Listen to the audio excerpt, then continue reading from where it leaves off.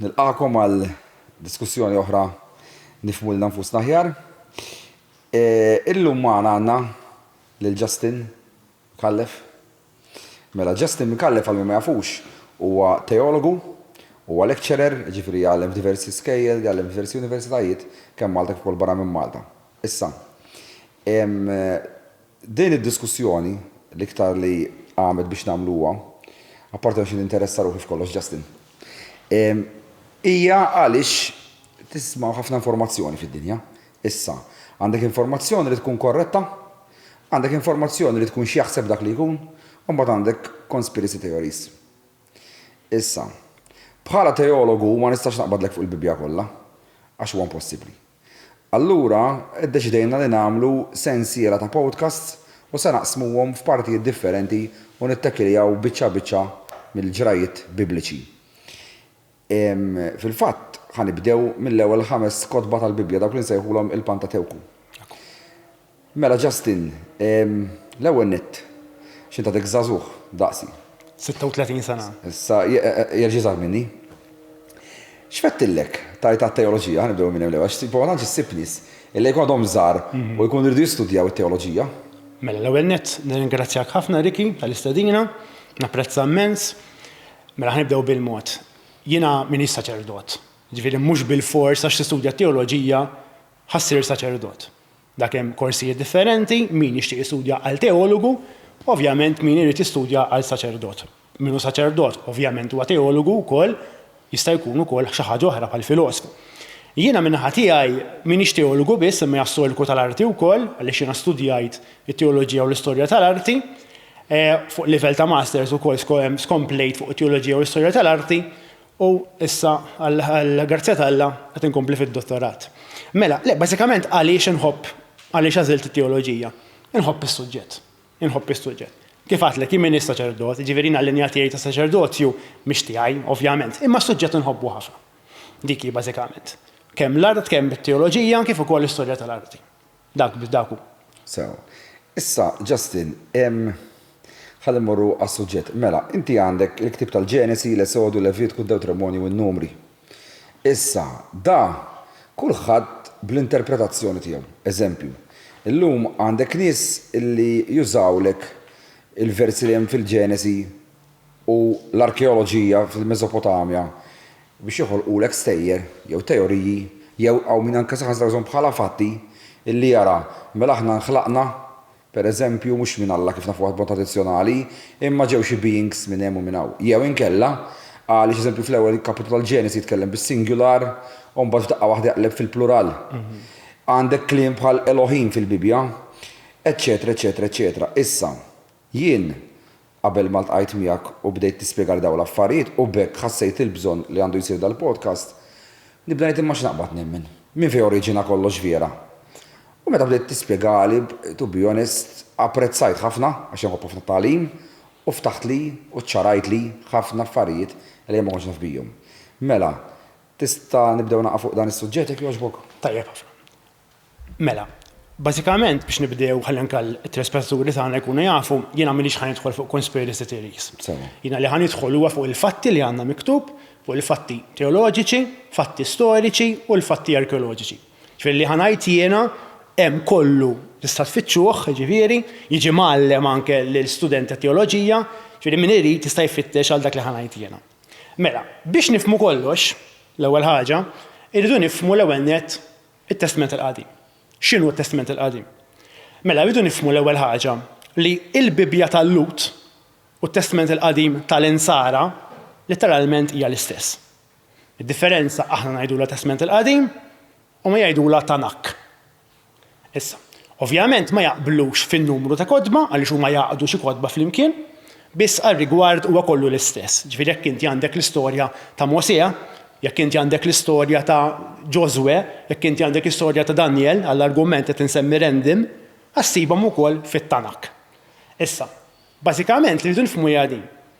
Il-Lut l-iktar li jagħtu importanza għaliex jemmnu li huma l-kelma tal-Alla diretta hija dik li jgħidula il-Pentatewku li huma jsejħulu it-Torah. Torah x'inhu? Torah tfisser il-liġi.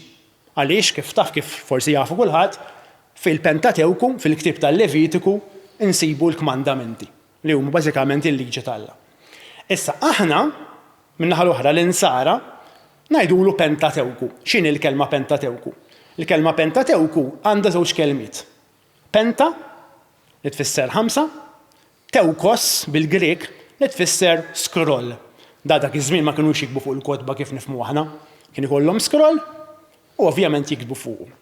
Mela, min-naħa l-oħra aħna l-insara mhux il-Kattoliċi biss naqsmu l-Antik Testament f'4 partijiet, ġieli 5.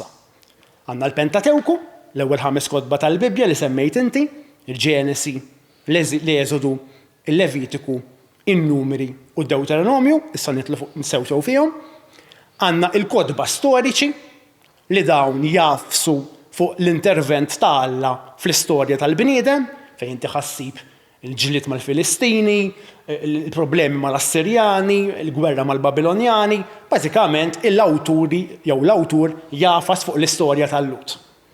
Imbagħad għandek dawk li jgħidulhom il-kotba poetiċi, fejn inti għandek kotba li huma letteralment letteratura, bħal l-iktar ktieb magħruf il-ktieb tas-Salmi ta' David, imbagħad għandek il-kotba profetiċi. Issa hemm min jaqsamhom fit-tnejn. Għandek il-kotba maġġuri u l-kotba minuri. Il-kotba maġġuri huma dawk il-profeti ngħidulhom aħna l-kbar. Tista' tgħidli x'jagħmlu kbir. Jagħmlu kbir għax wan ikun profeta li jkun magħruf sew. Ikollu dixxipolat, ikun ġej minn Ġeruzalem, ikun kiteb Alla jbilku fit-tul. Insemmu eżempju l-Iżajja. Magħruf ħafna Iżajja. Imbagħad hemm il-profeti minuri li tista' tifridhom il-maġġuri. Li daw għalkemm jagħtu prodott tajjeb, għax ma nistgħux ngħidu li daw jiksbu l-irżijiet, xorta prodott tajjeb jagħtu. Id-differenza hija li dawn jiktbu 50 kliem. Nieħdu eżempju, il-profeta forsi qatt ma smajtu bih, Obadija li kien anke dixxiplu ta' Elija biex niftehmu, ta' jikteb biss 21 vers. Letteralment, 21 vers. Da fejn suppost eżempju 21 vers, qegħdin fil-Bibja Iva, mela dawn jew jgħoddu bħala l-profeti minuri. Tajjeb, xorta ma' importanti, u f'kull teologu jistudjhom, imma minħabba li dawn huma letteralment xkejknin, allura nqisuhom bħala profeti minuri. Issa daw kollha li semmejtilkom qegħdin fil-ktieb tat-Tanakk tal-Bibja Ludija. Id-differenza hija kif tinqasam imbagħad. Għandek it-Toraħ li aħna nsejħulu l-Pentatewku, għandek in-Neħebin. In-Neħebin huma il-kotba tal-profeti maqudin flimkien, m'hemmx maġġuri, m'hemmx minuri, maqudin flimkien. U l-kotba poetiċi. Ġifieri huma ma jaqbdux u jifirdu l-profeti u l-letteratura li jaqduha flimkien. Imbagħad għandek il-kotba li jgħidulhom ketebin tal-kidba. Infatti jekk tinnota iż-żewġ kelmiet jixbħu l-Malti, in-Neħebin tnebbaħ, profeta jnebbaħ, ketubin tal-istorja tal-kidba. Fatti jekk nagħmluhom l żgħażagħ, ketubin tal-istorja x'inti tikteb, Neħebin tnebbaħ. X'inhu huma jaqsmu l-Antik Testament f'3 partijiet: Toraħ, Neħebin u ketubin. Issa aħna ovvjament ħanitlu l-iktar fuq il-Pentatewku kullu. Eżatt. Mela. Il-Pentatewku jekk ħanibdew nitkellmu dwar nistgħu sejrin letteralment saddu l-luvju li miss. Biex niftehom. Bada mhux tipoġġejdu l-luvju, ħora xalla wedhom li mhux sejjer. Ma biex li jarawna jifhmu li l-Pentatewku mhuwiex ċajta. Ġifieri jridu nitkellmu sew fuqu. Mela, biex nifhmu l-Pentatewku, l-ewwel qed irridu nifhmu s-sitwazzjoni ta' meta nkiteb. Mela, fis-sena 1000 sena qabel Kristu rid ngħid. Ġivet ngħidu 3000 sena. Eżatt, proset. 1000 sena qabel Kristu, l-Iżrael kienet maquda. Kienet bħala pajjiż wieħed taħt kingdom wieħed. L-Iżrael ġifieri kif nafu illum fejn nafu l-art biex niftehmu. Ejja ma jitlux. Le, biex nisifhmu fejn qed l-art jiġi. L-art tal-Iżrael fejn kellek biċċiet ukoll tal-Ġordan, biċċiet żgħar, fatti anke fit-Testament il-Ġdid, Ġesu jmur il-Ġordan, jisu xejn mhux xejn. Għax kienet tagħmel parti biċċa żgħira mill-Iżrael. U kellek parti vera żgħira ma żgħira ta' mis-Sirja. Li kienet tagħmel parti mill-Iżrael vera ftit. Il-bqija l-Iżrael kif nafu aħna llum. Issa, 1000 sena qabel Kristu, l-Iżrael kienet taħt ir-renju wieħed, ir-renju ta' Salamun, it-tifel ta' David, dak li bena t-tempju biex niftehmu. Issa li ġara kienet din. Da importanti biex mbagħad niġi għall-Pentatewku. Naf li forsi ħatkun daqsxejn twila, imma bil-forsi li tnajda nkella ma naslu kien. Tfija għax inkella xabat taħt. Eżatt, nkella mhux ħanifhmu xejn. Eżatt. Anke għalija nnifsi. Mela, ir-renju ta' Salamun beda tajjeb. Vidi xi ħaġa biblika u storika. Beda tajjeb. Bena t-tempju, kien jagħmel is-sagrifiċċju lill-Alla, jimxi skont it-tagħlim ta' Mosè, li n-nies kien jitrattom sew. Ġiet ġurnata fejn Salamun taħt tal-qmar. Dan iddeċidi li jadura Alla tfolot, inkluż ovvjament l-Alla, sa niġi għalija dik, minnaħa l-oħra iddeċidi li jkun dan dittatur. Iddeċida hekk. Salix, nħalluha fidih. Da biex nifhmu li fil-Bibja jtuh l-għaref Salamun. Ovvjament, da l-għaref ta' Salamun għaliex fost l-istejjer li għandek dik l-istorja tat-tarbija li għal min ma jafix ikollu jiltaqa' ma' mara li din waħda tibda tajt li hija tat-tarbija tagħha u mara oħra tajt li t-tarbija tagħha. U jgħidilhom ejja naqsmuha min-nofs. Ovvjament, omma vera tajdu le, ħuda mela, u hemmhekk jinduna li l-omm vera ovvjament hija dik li ma tridx it-tarbija tmut. Għaliex hu kien jitkellem ċertu filosofiji għalhekk jgħidu l-għaref ta' Salamun. Issa, dan Salamun iddeċieda li jkun dittatur, jibda jadura Alla tfolot, ħalla nagħmel bracket żgħira ħalli niftehmu. Il-Lut, aħna mdorrijin ngħidu anke l-iskola kienu jgħidulna tal-primarja li l-Lut huma monoteisti. L-ewwel ċini monoteisti.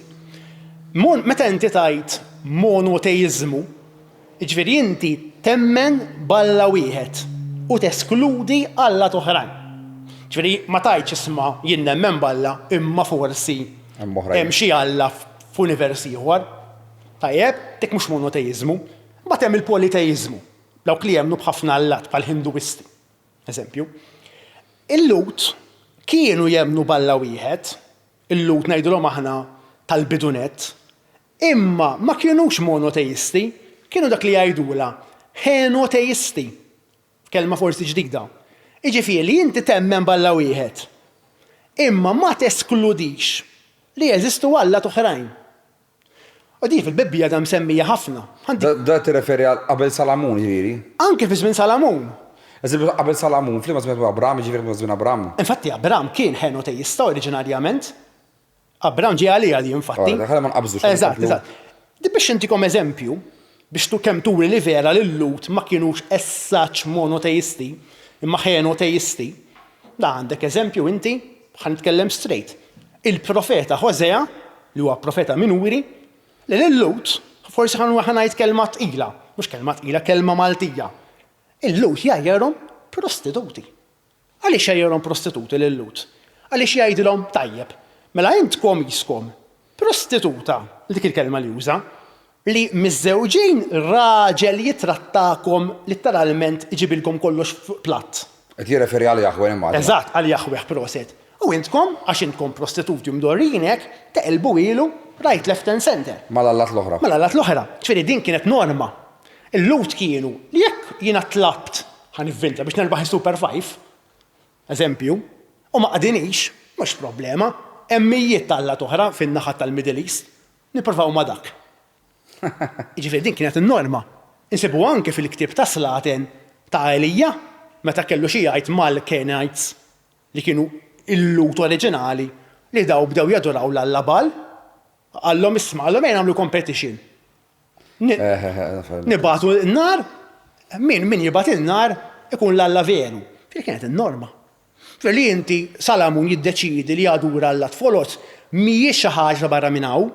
Issa, minħabba dis-sitwazzjoni li Salamun hekk jiddeċidi jadura Alla tfolot minħabba li jkun dittatur, l-advisors tiegħu iddeċidew li jħarbu għat-tramuntana tal-Iżrael.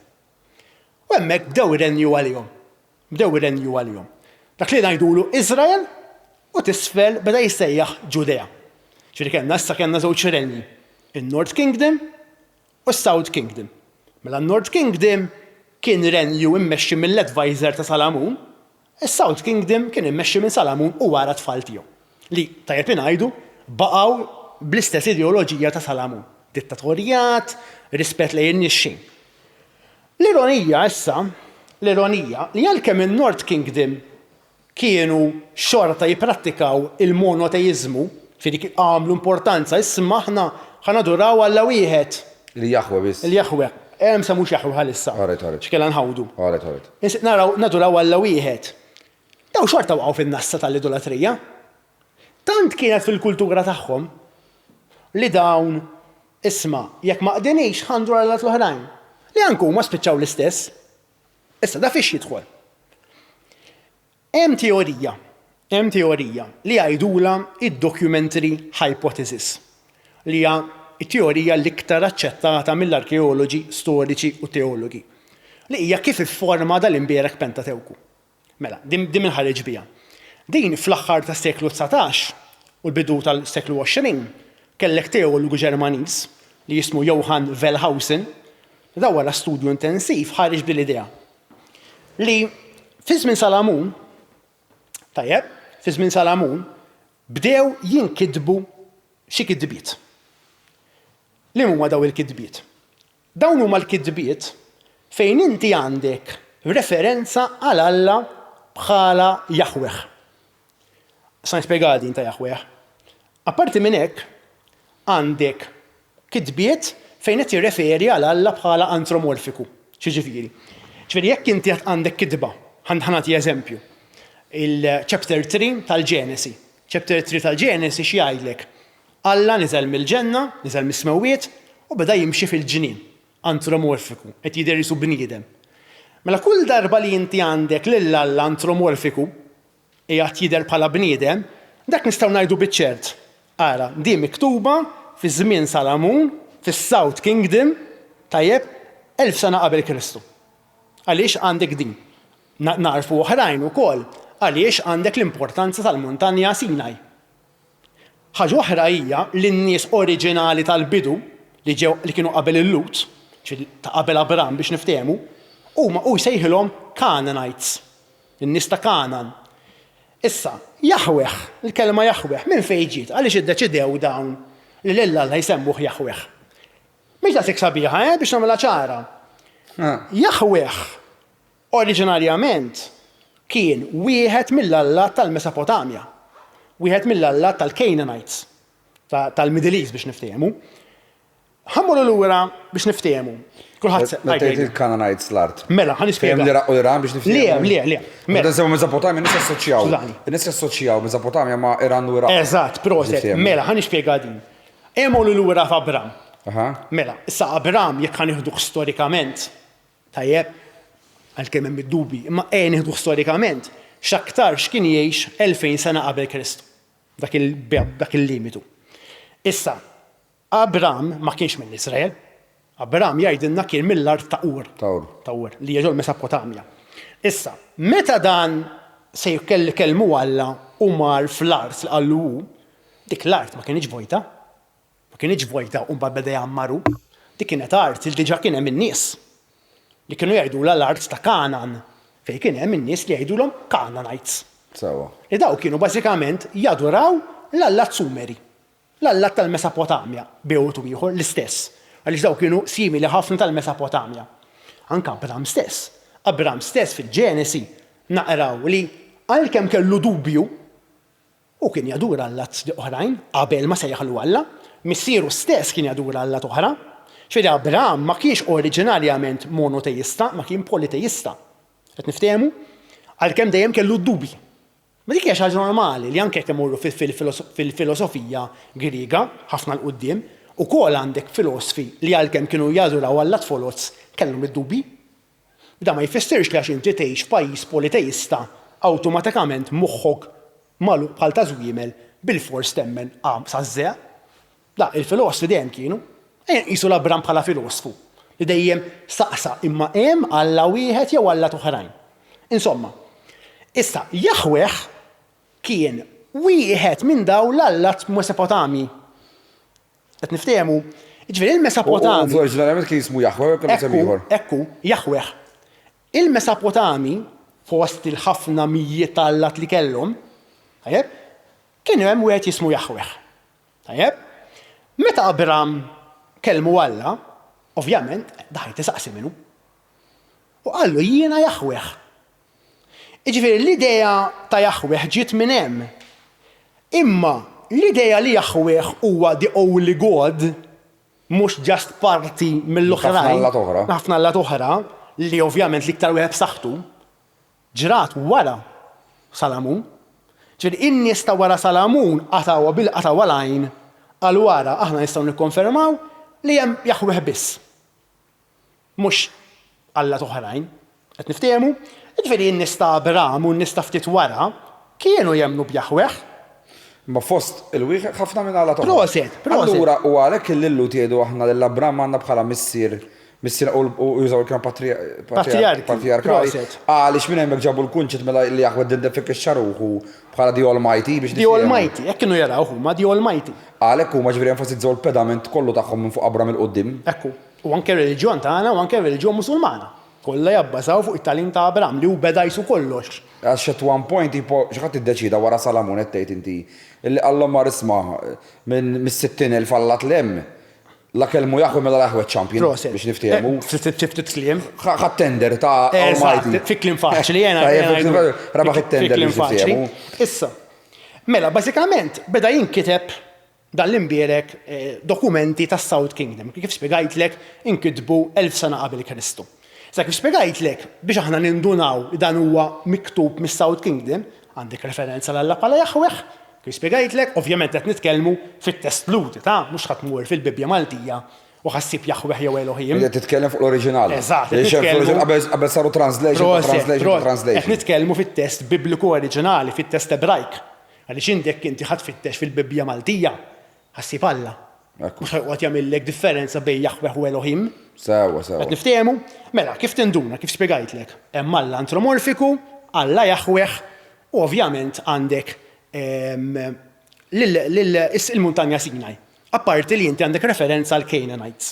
Issa, fin-North Kingdom, ftit snin wara, mijiet qed nitkellmu, 100-200 sena wara, li dawn telgħu il fuq, iddeċidew jiktbu l-istil tagħhom. Iddeċidew jiktbu li għafu huma bl-istil u bl-intelligenza tagħhom. Dik li ngħidulu the Elohist document. Sa din tinsiex dinja teorija. Ovvjament, aċċettata, imma teorija dejjem tista' tiġi irranġata. Debunk teorija. U fatti ħanitkellem fuq oħrajn. Dawn l-Elohist, kif nindunaw aħna li dawn miktubin minn North Kingdom? L-ewwel ħaġa għaliex Alla imsejjaħ bħala Elohim. So nitkellem fuq Elohim. It-tieni ħaġa għandek lill-Alla li jkellem il-bniedem fil-ħolm mhuwiex antromorfiku ġifieri, bħal eżempju fl-istorja ta' Abram u Iżak, meta jgħidlu isma' biex joffriħ sagrifiċċju, da ma jkellmux dirett lill-Abram, imma jkellmu permezz ta' ħolma. Infatti chapter 22 tal-Ġenesi jgħidlek u Abram għam mir-raqda. Mela dan kellmu bil-ħolm. Qed tifhimni? U il-muntanja l-iktar importanti, il-muntanja sakra għan-North Kingdom kienet Horeb, mhux Sinai, u bekk tista' tagħmel 1+1 li dan il-prodott ġej minn North Kingdom. Elohim, di l-kelma li tqajjem ħafna pandemonju. Eżatt. Qajjem ħafna, jien ovvjament rajt ħafna żbalji fiha u jaħasra vera faċli biex tifhimha, m'hemmx diffikultajiet. L-ewwel nett, il-kelma Elohim ġie hemm il-kelma El. El letteralment tfisser God. God. Hija l-kelma Sumera, il-kelma li kienu jużaw in-nies tal-Middle East biex jirreferu għal God. Bħalma aħna ngħidu Alla, bħalma l-Arab jgħidu Allah, bħalma l-Ingliżi jgħidu God, u Taljani Dio, Alla. Issekkux l-Alla tal-friċ, l-Alla tax-xemx, Alla. Issa, Elohim tal-Mesopotamja, ġie għalija, tal-Mesopotamja kienet tfisser ħafna allat. Ġifieri huma meta kienu jirreferu għall-allat kollha ġenerali, flok joqogħdu jgħidu għal min qed jirreferu, kienu jgħidu Elohim. Ġifieri ħafna gods. Bħalma għandek tim nazzjonali tal-futbol. Togħod issemmi bisimhom il-players, it-tim nazzjonali Taljani eżempju. Ekku. Ġifieri inti daw flok joqogħdu jgħidu llum irid nitlob għal dil-imħadda, għada irid nitlob għal dik is-sodda. Elohim, l-allat kollha. Bħalma aħna nagħmlu l-festa tal-qaddisin kollha. L-istess kunċett. Issa, il-Lut, jgħidulhom tan-North Kingdom, introduċew dil-kelma Elohim. Imma huma m'għamluhiex fil-kunċett ta' plural, ħanifhem nispjega. Tan-North Kingdom kienu għajdula forsi daqsxejn iktar edukati minn tas-South Kingdom. U daw introduċew dik li jgħidula l-polite form. Dijak komuni ankellum, min jafsew it-Taljan. Għandek il-lej u l-voj. Jekk inti qed titkellem ma' xi president, ħatuża l-voj, li tfisser intom. Ma jfissirx li inti qed tara 20 president quddiemek. Ekku. Daw introduċew. Għal-modu li dire, tipo, biex tindirizza dak li jkun. Dan introduċew dik li jgħidula fit-teoloġija Royal Polite Form li għadha tintuża sal-lum. Anke l-Ġappuniżi użawha, ħafna, mhux hemm ħafna pajjiżi li użawha. Mela, meta huma din jgħidu Elohim, qegħdin jirriferu għal Alla bil-plural polite form. Għax hu royal. Mhux għax hemm ħafna. Issa, anke meta jibda jgħidlek juża l-frażi ass, għaliex qed jitkellem bħala royal polite form. Tant huwa reali, tant huwa divin li ma tistax inti tindirizzah inti. Issa l-awtur qisu kien jaf, qisu ħabbiru xi ħadd li ħajkun hemm problemi fiha din. Li xi ħadd ħajvvinta xi conspiracy theory. Il-waħda u fuq ħabba kelma. Jekk inti tmur fl-ewwel kapitlu, tajjeb, tal-Ġenesi, taf xemm miktub? Bara Elohim, bil-ixte bara Elohim. Tajt li x'inti tajta, u tajt il-lingwa ta' xjatana u x'inti tajt. Xi tfisser din? In the beginning, God, He created. Dan daħħal il-pronom He, li ma kellux għalfejn. Biex jagħmilha ċara, isma' taw ġodda, dik kienet ġdida lihom, li jużaw il-polite form. Isma' għalkemm għandi l-plural, jiena għal-He qed nirreferi. Qed tifhimni? Belexxiet bara Elohim, dik il-bara biddel kollox. Qed niftehmu, ġifieri qed jagħmel referenza He huwa, mhux huma. U qed imur lek qed jiċċaraħħilek kristall. Qed jgħidlek Alla wieħed sa ċertu punt biex jħorġ dak il-kunċett li jisma' mhux il-ħafna Alla tħolqu l-Ġenesi u l-kreazzjoni d-dinja. Imma l-Alla wieħed tagħna illi jisma' iċ-champion biex nifu Abram. Proset. Biex minn hemm huma jibdew mill-bidunet joħolqulhom infushom. Proset. U importanti li nifhmuha li tan-North Kingdom oriġinarjament kienu monoteisti all out. Ġifieri mhux henoteisti. Ġifieri huma arkeċ nifhmek soħli met jara bi kliem sempliċi jifhimni aħjar. Bejn North Kingdom u South Kingdom għedu mhux pika, ma kont irid ibiħ l-aħjar prodott tiegħu. Tan North Kingdom biex jenfasizzaw peress jkunu monoteisti iktar huma, biex jenfasizzaw il-kunċett ta' Jahwe biex joħorġu jibdew bih, jibdew jisbukkaw fid-dinja, daħlu l-kelma Hi għal Hi. Mhux bħal l-oħra tipo isma' fil-plural. Ekku, huma ta' South Kingdom xorta kienu din iferu għal wieħed, imma il-kunċett ta' Jahwe kienet ġejja minn wieħed minn ħafna gods. Ma' żmien ġiet inbidla li literalment huwa one god meta daw eliminaw l-other gods. Imma meta nkiteb ta' North Kingdom, dak li jgħidulu l-Elohis document, once li qed inkiteb huma qegħdin mentalità ta' one god. Jew qed jagħmluha ċara, one god. Għax dawn huma l-advisors li ħarbu ma' Salamun. Proset, dawk kienu li ma qablux propju ma' Salamun għax beda jiddaħħal ħafna Allat. U rridu jibqgħu ma' Balla wieħed. Infatti ismani, infatti fik inti ħatimxi mal-Bibja, jgħidlek li North Kingdom Alla regalalhom l-10 tribujiet. Ġifieri minn 12 għarax differenza, 10 marru fuq, 2 baqgħu isfel. Ġifieri għarax differenza, diskrepanza. Ġifieri inti għandek il-maġġoranza tal-erf qegħdin fuq. Ħallija li mbagħad ma' żmien bdew jaduraw Alla tfolot u jintroduċu Alla tfolot bħal ta' South Kingdom. Imma oriġinarjament għamlu enfasi fuq tal-Elohim li it's one God. ċveri inti għandek Elohim one God, He one God. Għatafat ngħidlek hekk, għaliex illum fuq YouTube tara minn kollox. U għaw jorżok bil-konċett li peress li fil-li titkellem fil-singular kif tgħid inti fil-kreazzjoni, għamma f'daqqa waħda jaqleb bil-plural, tipo hemm min jgħid isma' mela vera kien hemm set of semi-gods, dawk li sejħulhom semi-gods, illi mela ħolqu l-bniedem huma. Imma da kollu qed jiġi spjegat tipo fi grammar kind of. Hija kwistjoni ta' grammatika iktar minn conspiracy theories illi kien hemm a form of semi-gods illi ħolqu l-bniedem b'xi mod. Issa, illum it-teoriji kulħadd jaf x'inhu. Għandek teoriji li jaħsbu illi ġew xi aljeni jew civilizations oħra, allura qed jirreferu għal dak fil-plural. Ekku. U mbagħad fis-singular mill-aspett ieħor qegħdin jirreferu għal għal nafu biha aħna. Ekku. Allura jgħidu tipo l-argument tagħhom ma raqqas jaqblu fil-kapitli tagħhom Ekku. fit-terminoloġija. Imma għalhekk mhux jaqblu, għaliex inti għandek żewġ cultures qed jiktbu maqogħdin flimkien U żewġ grammatika differenti. Proz, hemm taħwida sħiħa hekk tiġi għaliex kif qed nipprova nifhem jiena illi meta mbagħad għaqdu għamlu editing ta' kollox, kien hemm minħa tan-North Kingdom. Ekku, infatti ġej għalija. U kien hemm minħa tas-South Kingdom allura. Issa ħaġa oħra importanti hija din. Li kemm min-Nord li meta ħan nispjega din. Daw it-tnejn kitbu xi affarijiet biex nagħmluha ċara. Sewa. Issa, ma jfissirx li għax ħanivvinta tas-South Kingdom kiteb fuq il-kelb. Mela tan-North Kingdom mhux jektab fuq il-kelb. Ġifieri anke fil-Bibja, jekk tinnota sew, hemm ċertu stejjer ripetuti u ma jaqblux bejniethom. Sewa. Ġifieri da ċertu stejjer, ngħidulhom ċertu mhux leġendi, ċertu stejjer, daw repetuti imma m'hemmx qbil. Ħantik eżempju. Il-Genesis chapter 1, kulħadd jafu tal-creation, dik hija prodott tan-North Kingdom. Għaliex għandek Elohim. Għandek il-creation. Fit-tieni kapitlu li huwa prodott tal-Jahweh biex niftehmu tas-South Kingdom, erġajt għandek il-creation fi ftit qasir. U ma taqbilx ma tal-ewwel waħda. Eżatt. Ma taqbilx. Infatti jgħidu hemm diskrepanza. Hemm diskrepanza kbira. Infatti, kulħadd jafa din, anke minnu mhux kredent.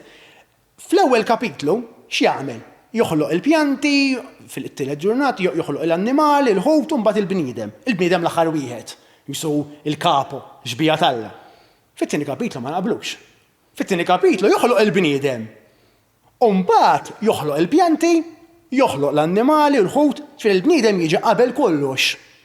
Qed niftehmu ġifieri hemm dik il-differenza. Ġifieri il-konfużjoni kollha ġejja minn hemm.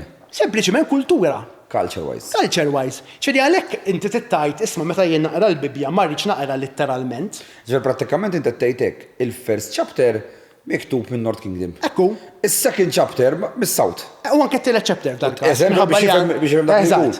Ġifieri it-taħwida dejjem mhux għax Mali aliens jekk imma għaliex meta għaqdu l-Bibja mbagħad fi ktieb wieħed. Ġifieri ngħidu inti kont minn North Kingdom minn mis-South. Jien għandi l-kreazzjoni tiegħi dak il-kreazzjoni tiegħek. Proset, da ovvjament huwa. Meta ġiet tielet persuna warajna wara li mitna u għadhom fi ktieb wieħed ħabiċċa minn tiegħek u għaddaba fl-ewwel kapitlu. U ħabiċċa minn tiegħi u għaddaba fit-tieni kapitlu. Ġarek kien inaċċel. Issa ħa nispjega. Issa li ġara hija din tgħidli kif inaqqaq da kollu. Issa qed tistennina jgħidilek. Le ta' faċċet ngħidlek hekk. Għaliex hemm min jgħidlek eżempju l-ewwel 11 il-kapitlu tal-Ġenesi jassoċjawh purely ma' literature Mesopotamia. Iwa ġalija. Issa li ġara hija din. Irridu nifhmu li kif qatt inti tajjeb dawn anke ħafna qabel ma kellhom linkwiet mal-pajjiżi Mesopotami, l-Assirja, l-Babilonja, eċetera, il-Lut kienu diġà influenzati mill-kultura Mesopotama. Għax hawn min jaħseb il-Lut, anke jkun naħseb hekk, il-Lut ġew influenzati mill-kultura. Ġew eżiljati. Waqt li kienu fl-eżilju Babiloniż. Iva u le. Fis-700 qabel Kristu biex 600. Li 700 qabel tal-Assirja. Mela, daħni ħan nispjega din. L-ewwel qed idu nifhmu li kien hemm diġà in-nies tal-lokal, il-Canaanites, jew kif jgħid tan-North Kingdom Annonites, dik mhux ħanidħol fiha għaliex skont kif jgħidulhom huma. Jiġifieri. Mela, għalkemm daw kienu Lut, l-influenza hemm kienet, kellek il-tal-lokal li daw kienu jadoraw Allat u kultura Mesopotama. Daw għal-bidu ma kellhomx problemi mal-Mesopotamja Lut, kienu jagħmlu trading ta' kuluri, ta' drab, ta' agrikoltura, ta' annimali, ta' dokumenti, ta' mitoloġija, daw kienu in good terms oriġinarjament.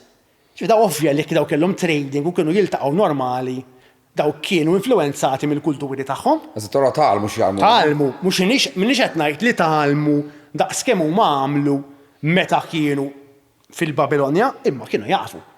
Jien hekk jiena niltaqa' ma' wieħed Taljan u da jgħix miegħi, ħanieħu l-kultura tiegħu, ħanifhimha. Ġabha minn pajjiż u minn pajjiż ħajdilek. Mhux hekk, tal-istess ħaġa. Jiġifieri, hawn min jgħidlek isma' dal-ktieb miktub meta huma kienu eżiljati fil-Babilonja għax mimlija leġġenda Mesopotamja. Iva u le, toqgħod attent. Ħandik eżempju. L-ewwel kapitlu tal-Ġenesi li huwa tal-kreazzjoni, jekk inti mitħla tas-su tal-mitoloġija Sumera, ħadd induna isma' din hija meħuda minn ta' emuma għaliex. Kif taf int. Tajjeb, ħa nispjega 50 kliem din l-istorja ħalli anke min qed jarana jifhimni. Mela, l-istorja ta' emuma għaliex kif taf inti, din l-ewwel ħaġa nkitbet eluf qabel ma nkitbet il-Pentatewku. Da bażikament 50 kliem kellek żewġ Allat, Marduk, ngħidulu t-tajjeb, u Tiamat li kien jisu jirrappreżenta l-Alla tal-kaos. Interessanti li Tiamat kien ffurma bħala serp. Il-Sumeri il-Mesopotami kienu jimmaġinaw bħala serp para ġejja l-idea tas-serp. Straf biex ġejja. Ġejja l-idea tas-serp para. Sea Dragon jgħidlek. Ta' bażikament Marduk li jiġri jkollu xi jgħid miegħu, bażikament jippjegawh l-Allat biex joqtol il-Tiamat, bi vleġġa jaqsmu minn nofs il-Tiamat. X'jagħmel? Jaqbad il-Tiamat u mill-ġisem tiegħu jagħmel firmament u joħloq is-sema u l-baħar. Jagħmel firmament bejn is-sema u l-art. Kif jgħidilna l-Ġenesi, Alla jagħmel firmament bejn is-sema u l-art. Jaqsam il-ġurnata. Li ħa nispjega x'inhi il-firmament. Mela, il-Lut u l-Mesopotami ma kinux immaġinaw id-dinja kif nifhmu aħna. Sewa. Ballun u għandek l-affarijiet. Sewa. Daw kienu jimmaġinaw huma koppla. L-art u koppla. Issa, ġolk nixtiequ kumbinġija, dil koppla kellha koppla oħra. Mela inti għandek heavens fuq it-tieni koppla. Fil-koppla żgħira kellek baħar li minnu li minnu x-xita. Kellek xeba toqob fis-sema biex imbagħad tinżel ix-xita. Mela inti għandek il-heavens, għandek l-ilma, u mbagħad għandek il-firmament li jaqsam l-ewwel ilma mat-tieni ilma. Sewa. Mbagħad għandek is-sema u l-art. Taħt l-art għandek dik li jgħidula x-xejol li kienet l-underworld. Tajjeb, ġifieri kienet maqsuma f'erba'. Heavens, l-ilma, x-xita, biex maquda ġo barmili sa medem tistenna għal meta ma tiflaħx iktar ikollha tqattar. Id-dinja kif nifhmu aħna u taħt ix-xejol, l-underworld biex nifhmu. Lallu minn fejn oriġinaw dal-kunċetti li bad insibuhom fil-Bibja bħala xejol. Eżatt, ġifieri dak hu l-firmament li jaqsam l-ewwel ilma mat-tieni ilma. Istra. Tajjeb, the water of the heavens, the water of the earth. Li ma kellix idea tagħha. Ġifieri qisu bil-Malti l-Allat qed iżommu l-ilma bil-ħabilek biex ma jaqalhomx. Mbagħad ma jirfilħux iktar m'hemmx tagħmel ikollu qattar. Qed tifhimni? U hekku l-idea di hekk wkoll. Ġifieri kif tal-mitoloġija Mesopotama l-emuma lix ta' Marduk biex niftehmu, hekk jgħidlek li Marduk, the supreme god, jagħmel il-firmament, jaqsam l-ilma ta' fuq ma l-ilma t'isfel.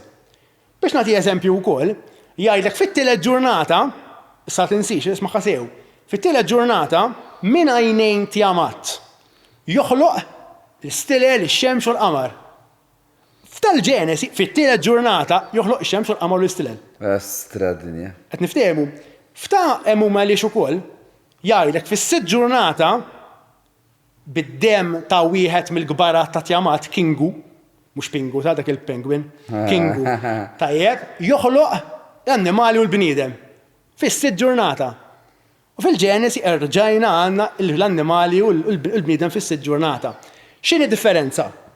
Id-differenza ħanibda minn wara. Fid-differenza il-Lut elbuha li flok il-bniedem jiġi magħmul mid-dem, għax id-dem tidher bħala xi ħaġa krudili, jinħoloq mit-tajn, jinħoloq mir-ramel, skużani. Imma għaliex jinħoloq mir-ramel, interessanti. Il-Lut kienu jemmnu li voidness, void, jiena eżempju, kien saqsi lilek Riki, x'inhu void għalik? X'jiġik f'moħħok meta jkollok void? Space għalija. Space, x'kulur, eżempju, ċappa sewda? ċappa sewda, whatever. ċappa sewda, ċappa bajda u min jgħidlek void. Jew trasparenti blank. Trasparenti, proset. Għallu ta' dak iż-żmien, il-void kien desert. Desert, ċeba riħaddej, inti ma tistax tara dak id-desert. Għalhekk fit-Testament il-ġdid Ġesu jmur fid-desert. Għalhekk għandek dil enfasi kbira anke fit-Testament il-ġdid. Leħen jidden fid-desert.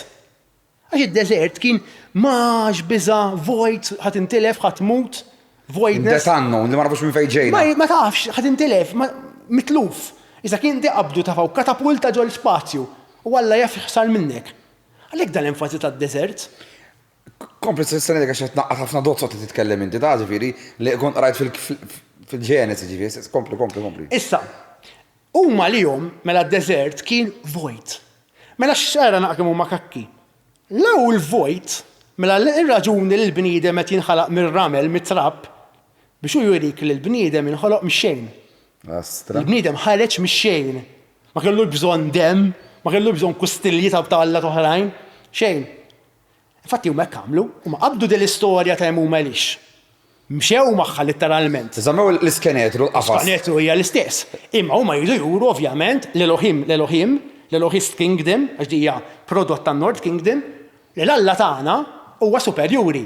In-nota fil-Ġenesi, l-ewwel kapitlu, jagħmel użu minn Alla oħrajn? Le, kollox waħdu. Kollox waħdu. Fis-singular. Ifaqqa subaħ u tiġi x-xemx, ifaqqa subaħ u dak l-onnipotenti fl-aħħar. Dik id-differenza. Mela il-Mesopotamia għandu bżonn prodott ta' Alla ieħor biex joħloq ix-xemx. Għandu bżonn lajnejn ta' Alla ieħor. Alla Elohim m'għandu bżonn xejn. Faqqa subaħ, pum, ix-xemx. Lallu, ġifieri ħana għamilna apposta x'nam informazzjoni li tnaqqat affarijiet oħra. Mela, prattikament sewwa meta huma kienu mbagħad ħolqu il-kunċett xejn l-infern ġej minn dak l-origins, jaf l-origins. Tajjeb ngħidu li xejn l-infern dik hija ħafna aktar wara, ġifieri xejn kienet mhux spjegata sew minnhom. Imma still l-origins tagħha tafhom fil-Mesopotamja. Ekku. Issa ħaġa oħra, inti semmejt punt interessanti ħafna. Meta jgħidlu Alla l-għada meta jgħidlu x'trapp intu fit-trapp terġa' tmur, mela qed jgħidlu is-straċinti ġej minn dak ix-xejn u terġa' tmur f'dak ix-xejn. Infatti sa ċertu punt, il-Mesopotamja kienu iħaddnu filosofija ħinduista għax il-ħindu u l-Buddiżmu jgħallim illi in-nothingness. Fimt illi kollox sploda tipo mix-xejn dak il-famuż bindu fir-Rigveda nsibuh bħala bindu il-Big Bang. Tifhem li out of nothing hekk pum kreat. Sa ċertu punt ukoll ix-xjenza tal-lum fil-quantum vacuum fluctuation l-lum sirna nafu taqbadlek patch tkun empty di zero energy u out of nothing paħtiġ l-enerġija. Da jisir ġo laboratorju kemm milliseconds ta' ġebedu mhux issi għaddaw l-affarijiet. Ġifier prattikament il-lot kienu din ispjegaw in-nenaċċel dal-konċett. Illi l-bniem ġie mix-xejn minn dik l-enerġija out of space jħedha jitrid, Alla sejħu li trid u ħajerġa' jirritorna hemm. Ekku. Sa ċertu punt hija rikorrenza eterna. In a way, infatti huma ma kellhomx dak il-kunċett estaċ bħal kunċett kattoliku li inti ħadd tmur fl-afterlife. Huma tintilef, kienu dubjużi x'ħajsir minnek wara l-mewt, sek tintilef l-underworld. U dawn l-affarijiet fejn din min qed jara jaħsbek qed tivvinta tipo. Ovvjament fil-Ġenesi sibhom ovvjament. La fil-Ġenesi sibdew il-verset nikkwota għax qed semmek għandi fakultà naqra. Imma mbagħad fl-oriġinali ġifieri t-Torah Torah ovvjament ħadd tispjegahom lok daw. Mbagħad għandek il-kummentarji tal-Bibbja, ġlor mu fost oħrajn li huwa mill-aqwa tal-bidu ansi kummentarji tal-Bibbja. Plus teologi kbar bħal Wellhausen li semmejt. Illallu ġifieri mela prattikament, jiena niftakar meta kont naqiżżar sew kelli imajr li teenage u late teenage, kont insegwi wieħed Zakarja Sitchin. U dak kien jaqbad dat tip ta' kliem u kien jgħid tara qed jirreferi għal tijamat li semmejt inti u Marduk bħala li huma xi semi-gods. Imma dak ħadhom litterali da. Għalibhom litterali. U li tibu daw ġew minn kontingent minn fuq pjaneti X, Nibiru, eċetera, eċetera. U li ġew b'kontingent għallat magħhom. U bdew joħolqu l-bniedem 450,000 sena ilu li għamlu human engineering biex niftehmu. Għax kellhom bżonn iħaffru d-deb. Da biex ndaħlu n-nies fil-picture, da Zakarja Sitchin kien qal f'daqqa waħda. Qal isma' qal jien biss nifhmu l-Babilonis. Ġifieri kemm hawn storiċi u arkeologi jifhmu l-Babilonis għallhom jien qed nifhmu sewwa. Issa u qabad dawn l-istejl li qed tissemmi tal-ilmu Elix u interpretom hekk alla lettera biex niftehmu kif ħafna nies jieħdu l-Bibja alla lettera. Ġiru minn dal-aspett allura jiġi hu kif aħna meta bdem jieħu kollox verbatim, ngħidu tkunx ignorant, aqra naqas simboloġija behind it. Sa ċertu punt dak kien qed joħodha hekk minn dal-aspett arkeoloġija. Issa ġifieri da tafa x'ibda tissemmi li tijamat Marduk u hekk. Naf xi jgħid jiena u naf xi għalmu Zakarja Sitchin daw it-tip ta' nies. Ġifieri da wara x'misguidedness għandhom kbira. Problema kbira, ta' jħassra il-prodotti qed qudiemna. Ħanina, qed nispeċifika di, għax illum qed jisu kważi kalt. Aħ fil-Medjuevu, pes konx għandna skoprejna l-univers, konna l-conspiracy theory ta' ġenna infernu bla bla bla. Peress li skoprejna xjenza mbagħad għadu u sidna nafu l-univers, allura issa dawk il-conspiracy theories qed nimirħuhom na ikbar. U għedin naqbdu jisu l-arkeoloġija 4,000 sena, 5,000 sena ilu. U għed ninterpretawa. B'dal mod, storja nuża l-kelma ma għandix bħalissa kelma maħħax nireferi, ignorant. Għalix bid inti taqbad Marduk u Tiamat li għettejt inti fil-mitoloġija u fil-letteratura mesopotamika qed jirreferi tipo kif inħalqat il-kreazzjoni u da ġaba reali affiċ kollox. Ekku. Issa biex inkompli, ovvjament ta' South Kingdom ukoll kellhom l-influenzi mill-Mesopotamja. Ħantik eżempju. Tas-Serb. Fek sekonda, fil-Mesopotamja jisemmu bħala semi-gods il-Anunnaki diversi għallat, kellhom il-pantheon tal-allat. Eżatt. Ħan semmija dal-waqt. Fejn tidħol il-Tanoe u l-Arka. X'ħan tidħol għalija dik, ma dik mhux għalissa dik. Daw l-Anunnaki jidħlu fil-post li rwol dawk l-allat li kienu jemnu bjom l-oħrajn li jistgħu kien allat oħra. Imma l-champion xorta jibqa' Jahwe. Ekku. Issa, ovvjament tal-Jahwist Kingdom, dawk li ħarġu ta' Salamun biex niftehmu, ukoll ovvjament kellhom influenza tal-Mesopotamja, daw oriġinarjament huma kienu jagħmlu trading mal-Mesopotami u din narawha anke fil-kitbiet tagħhom Jahwisti, kif semmejtlek tat-tielet kapitlu, il-serp ma' il-ħażel. Meta terġa' tfakkar meta jgħidlek Satana x-xita qiegħda bis-serp biex iwaqqa l-Adamu Eva fid-dnub. Prattikament l-idea meħuda minn hemm mela. Tiamattu. U meħud l-idea ta' serp meħuda minn Tiamat bħala Simonstel kien l-alla tal-kaos. L-imbagħad il-Lut ħadu dal-alla tal-kaos u daħluh bħala x-xitana fuqna. Ġdin teden jirrappreżenta l-perfezzjoni, kollox meħluq per Marduk minn dak l-aspett. Tajjeb il-benevolenti. Tiamat peress li fis-Sumeri kien jirrappreżenta l-kaos u jaqla l-konfużjoni u kollox, jidħol is-ser bibliku fil-Ġenesi biex dak li mbagħad aħna qlibnieh bħala Satna x-xitan u qarraq bid-dinja. Issa, nieħdu eżempju ieħor. L-istorja ta' Abel u Kajin. Sorry, ħansa sina domanda stupida forsi għalik u tara tifel żgħir. Imma ħafna nies jgħidu min jieħdu Alla lettera.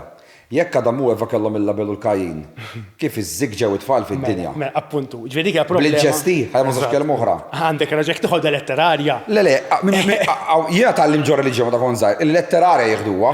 So hemm bżonn li tfehma ħaġa. Jekk inti tieħodha letterarja, ma tantx għandek fejn iddur, ifhimni. Irridu nifhmu wkoll. Li dak huwa Jahwe source, ġifieri ġejja mis-Sawt. Ġej minħabba li inti għandek lil Alla tikellem dirett lil Kajin. Tajjeb. Issa, inti ma nafx tafx imma inti għandek l-Abel li nqatel miskin huwa raj, Kajin huwa bidwi.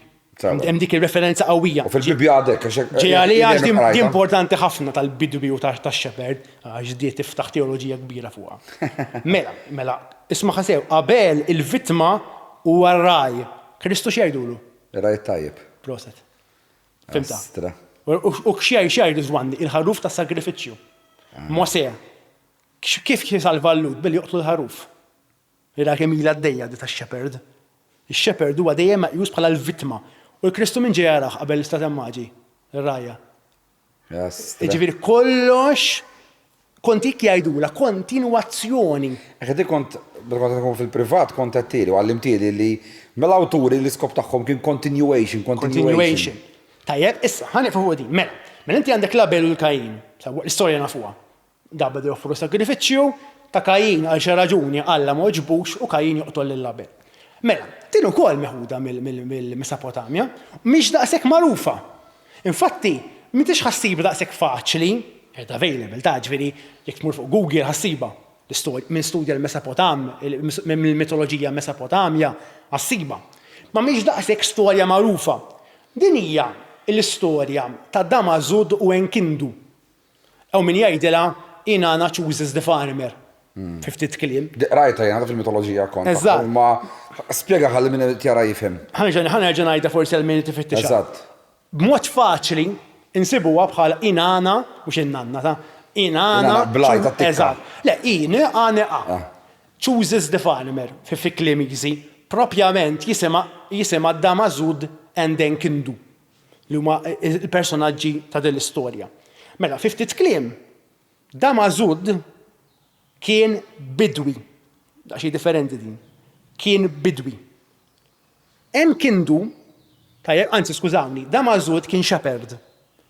Enkindu kien farmer. U daw iffissaw fuq l-Alla Inanna. Inanna x'kienet? kienet l-alla tal-imħabba, l-alla ta' sbuħija. Kif nifhmu Afrodajti fil-Griegi. Mara sabiħa, il-ġimil tagħha, ma nafx, pupilla. U daw fissaw fuqha. U li għaltilhom min joffri l-iktar affarijiet, noħroġ miegħu kif titkliem. Astra. Ġi. Gold digger. Dallu moderna u tiftijem. Insomma, u daġi ta' mażud, il-shepherd, u beda jtija n-naċ, u beda jtija l-ħalib, u l-fer, u l-wool. Ovvjament li joffri il-shepherd. Ok. Mbagħad ġi enkindu, dak kien bidwi, u beda jtija l-tadam, u xuttuffiħ, u insomma. Ovvjament kulħadd joffri sagrifiċċju tiegħu, u darba darbtejn tlieta, u fl-aħħar din tiddeċidi li tagħżel tal-farmer, mhux tax-shepherd, imma wara tinduna li żbaljat li fil-verità xorta tħobb lill-shepherd u allura jiddeċidu jibqgħu ħbieb, just friends, mhux jħorġu bis-serjetà.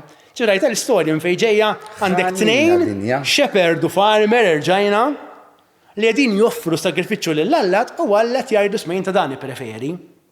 Illallu ġviri, din l-istorja ta' 4,000-5,000 sena ilu ta' Sumeri. Eżatt. Issipruħa fl-istorja ta' Abel u Kajim. Ekku. Ovvjament li għamlu l-lut kienet li dawruha li għalli jaċċetta ta' shepherd flok tal-farmer biex imbagħad joħorġu teoloġija ta' ħaruf. Li tanti popolari mill-eżodu l-qudiem imbagħad. Qed tiftehmu? Ġifieri naqra, ġifieri importanti għalhekk ma ħeduwix letterarja. Ġik inti ħadħodha letterarja jew storika bħala sedju l-kbir biex niftehmu, mbagħad ħadd intilef, ħadd imma da kif. Jekk dak kien waħdu, x'mar jagħmel da? Minn fejn ġew it-tfal tiegħu. Kif sab? Jgħidlek sab belt oħra, fejn ġiet il-belt l-oħra.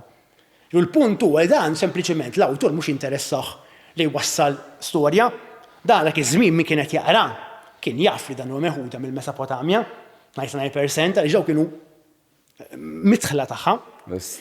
Iġi eżempju ieħor, famuża ħafna din, l-istorja ta' Noè u l-Arka. Kulħadd jafa, anke minnu mhux kredent. Tajjeb ngħidu dik din li l-istorja ta' Noè u l-Arka mhijiex storja li nsibuha biss fil-Mesopotamja. Ġifieri inti mitla sew tal-Hinduiżmu u hekk, forsi naħseb iktar minni ngħidlek. Anke fil-Hinduiżmu għandna l-istorja tal-Arka u l-Arka ta' Noè biex niftehmu, ġifieri mhijiex sempliċement storja Mesopotama. Ġifieri m'iniex ħadħol fil-mertu u mbagħad il-Mesopotami minn fejn ġabuha. L-istorja tal-Noè tal-Arka biex niftehmu tad-Dulluvju hija wkoll Mesopotama. Issa, nieħdu eżempju. Tirreferi għall-Epic of Gilgamesh? Eżatt, proset. Għandna l-istorja ta' Gilgamesh. Issa ta' Gilgamesh tgħidilna hekk. Inti kellek kif għatlin dal-Pantheon tal-Allat u il-Minor Gods iddeċidew jieħdu strike. Iddeċidew joħorġu bi strike. Kellhom union tajba mill-lider.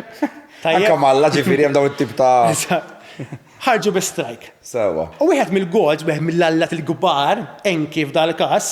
Ejwa, Enki u li semmuhom ħafna wkoll fil-conspiracy theories. So jekk tista' tiċċaraħħa naqadi. Enki kien bażikament wieħed mill-allat kbar. Sewa. Mhux Marduk kien l-kbar. Enki kien wieħed mill-kbar. Bħal fil-Griegi għandna l-Poseidon u Hades xortu ma' kbar, ma mhumiex the supreme, ma' kbar. Mhumiex Zeus. Kbar, eżatt. Kien wieħed mill-kbar. U dan ġitu idea spettakolari. Għal noħloq 7 rġiel u 7 nisa. U daw daqshekk joqogħdu jadoraw il-allat u jagħmlu x-xogħol li kienu jagħmlu l-Minor Gods. Issa, ma jiġi jkun ċar, imma hekk inti għandek 7 rġiel u 7 nisa, dawn mhux ħajħadmu biss. U ovvjament il-popolazzjoni bittikber. Tikber. U l-leġenda tgħidlek li tant kibret il-popolazzjoni li laqqas kienu jisimgħu lil xulxin jitkellmu l-allat. Għara naqda xi eżagerazzjoni. Allura x'jagħmel? Ikellem wieħed minn dawk is-7 li kien jismu Atrahans. U jgħidlhom milli pjaċir, jgħidlu ħanibgħaddu l-luvju. Ibni arka. Itilgħu intkom is-7 rġiel u 7 nisa, il-bastun fidejk, l-Atrahans, u tella żewġ tip mara u raġel ta' kull tip ta' annimal. Ħalli naqas jiena nsalva l-annimali. U ħanibgħaddu l-luvju, ħalli neqret minn ġi warajk. U hekk jagħmel, da Atrahans jibni arka, jitilgħu is-7 li huma, is-7 nisa, imorru l-annimali, il-raġel u l-mara, u jibgħat id-dulluvju. U jeqret. Sweeping out bil-pulit. Sweeping out. Li interessanti, forsi tidher tal-krudili minn tal-Ġenesi hija li da jagħmel deal ma' Atrahans, Enki. Jgħidlu isma' jgħidlu minħabba li naf li l-popolazzjoni xorta ħad tikber, Namlu di li kull 1200 sena nibaddu l-luvju. Kemm jekk huma tajbin, kemm huma ħżiena. Li mhux ħajidħol fil-mertu li hemm il-midinbin. Li ġew wara dawk is-seba' eqret. Ostra. Hija ħafna simili kif indu ngħid. Żgur. Mhux tal-li jekk inti tidħol fid-dettall, xi jgħidlek il-Ġenesi li l-arka waqfet fuq muntanja, bagħat il-ħamiema biex jiċċekkja jekk hemmx l-art xotta. F'taħt Hans l-istess l-arka tieqa fuq muntanja biex jiċċekkja jekk l-art ix-xotta jibgħat ħamiema. Kollox l-istess. Illa ġifieri pratikament il baqgħu jżommu l-istess filosofija fejn imbagħad daħlu dak kull 1200 sena jqeret id-dinja. Bada tista' supposta allura Sodoma u Gomorra li ma terġa' erida. Eżatt. Kind of imma bin-nar. Dik tal-qudiem ħafna. Le ma biex jżommu mal-qafas Mesopotamiku. Eżatt. Inti Alla jgħidlek wara d-duluvju ma nerġax neqrida d-dinja. Eżatt. Imma mbagħad wara ftit jerġa' jagħmel sweeping gawda bin-nar imma tifhmu affarijiet. So huma dak il-kunċett ta' every now and then jaħwe taqbiżlu l-box ma kisser jifarra kollox. Huma xorta jridu ju li mhuwiex l-Alla Mesopotam li jaqret għal xejn. Le, orajt imma il-kunċett li every now and then irid jagħmel sweeping out. Issa jkun oriġina minn hemm ukoll mela. Iva u le aħna jlek għaliex. Il-Lut l-ewwel ma jridux juru li Alla ħajaqretek. Huma għamlu ċara fil-Ġenesi, isma' Alla ddispjaċih u għedu li mhux ħejba duluvju ieħor. Issa tgħidli f'Sodoma u Gomorra ma rridx qeret id-dinja. Inti tittifhem il-kunċett tal-ideoloġija ludija. Alla tal-Lut huwa l-istess bħal tagħna, mhux ngħidu li huwa differenti joqtluni kieku hawn, imma il-kunċett ta' Alla tal-Lut huwa totalment differenti tal-kunċett Nisrani. Aħna l-Nisara nemmnu li tagħmel x'tagħmel Alla jaħfirlek. M'haj problemi. Il-Lut li Il-Lut Alla kienu jagħmluh bħala mħallef. Alla jekk tqabbiżlu l-boxta ħajpattijilek. Għalhekk jidher irrabjata xi mħallef. Għalhekk, infatti, għalhekk għandek id-Duluvju u Sodoma u Gomorra, għalhekk jiġri bil-punishment su għax il-qorti issibek ħati, ittik is-sentenza. Ekku, għalhekk il-Lut ta' żmien Kristu kienu jabbużaw minna din, kienu jagħmlu dik tal-imbierek black market tat-tempju, ħalli inti tbieħ ġigdek, xhuma abbużaw b'din l-idea, kien tbieħ ġigdek biex inti dejjem tagħti sagrifiċċju biex meta Alla jgħaddilu it-tempera jaħfirlek. Fimt mhux bħal insara immorru għand il-qassis ngħidu dnubieti u lest. Le huma il-kunċett kien li Alla taqbiżlu u jpattijilek. Il-Lut tagħmluha business fortunatament. Għalhekk għandek l-istorja mbagħad mhux ħadħol fiha Ġesu taqbiżlu jkisser il-mont tat-tempju. Dik darbohra fiha. X'għadna qas wasalna meta naqgħad. Ġifieri, mela s'issa biex nagħmlu summary, mela aħna tlaqna minn kunċett ta' 3000 sena ilu. Meta kellek Lut fil-Nord Kingdom. Għandek Salamun qed jigverna kollox sew, daqqa bżitlu f'daqqa sar dittatur beda jdaħħal Alla toħra u l-advisors tiegħu sparaw lejn in-Nord. In-Nord Kingdom dawn l-advisors kienu timexxu bl-istess kunċetti li kellhom qabel fi żmien Salamun oriġinali. Dak il-kunċett ta' Jahwe tipo Ebafol. Issa, is-South Kingdom il-banda l-oħra kellhom Ebafol Jahwe ma konxi li hemm Alla toħra. Mbagħad ma żmien neħħewa. Naħħew. Issa, meta allura bdew jikbu l-Pentatewku speċjalment il-ktib tal-Ġenesi daw, kien hemm dat taħlita ta' bej is-South Kingdom x'jaħsbu huma, in-Nord Kingdom x'jaħsbu huma u l-influenza Babiloniża Assirjana. Proset, issa li ġara kienet din. 200 sena wara li infirdu dawn il-renji, l-Assirja tfaqqa gwerra. Meta ngħidu Assirja, mhux qed ngħidu Sirja, Assirja kien imperu hardcore. Il-Persians biex niftehmu. Persians ġew wara. Ma biex niftehmu tal-istess naħat biex niftehmu. Hardcore kienu. Daw qabdu, daħlu fin-Nord Kingdom u għamlu dak li jgħidulu l-eżilju Assirjan. Li ftit nies isemmuha dan. Ġara. Ħafna Lut tan-Nord Kingdom ħarbu għan-Nord.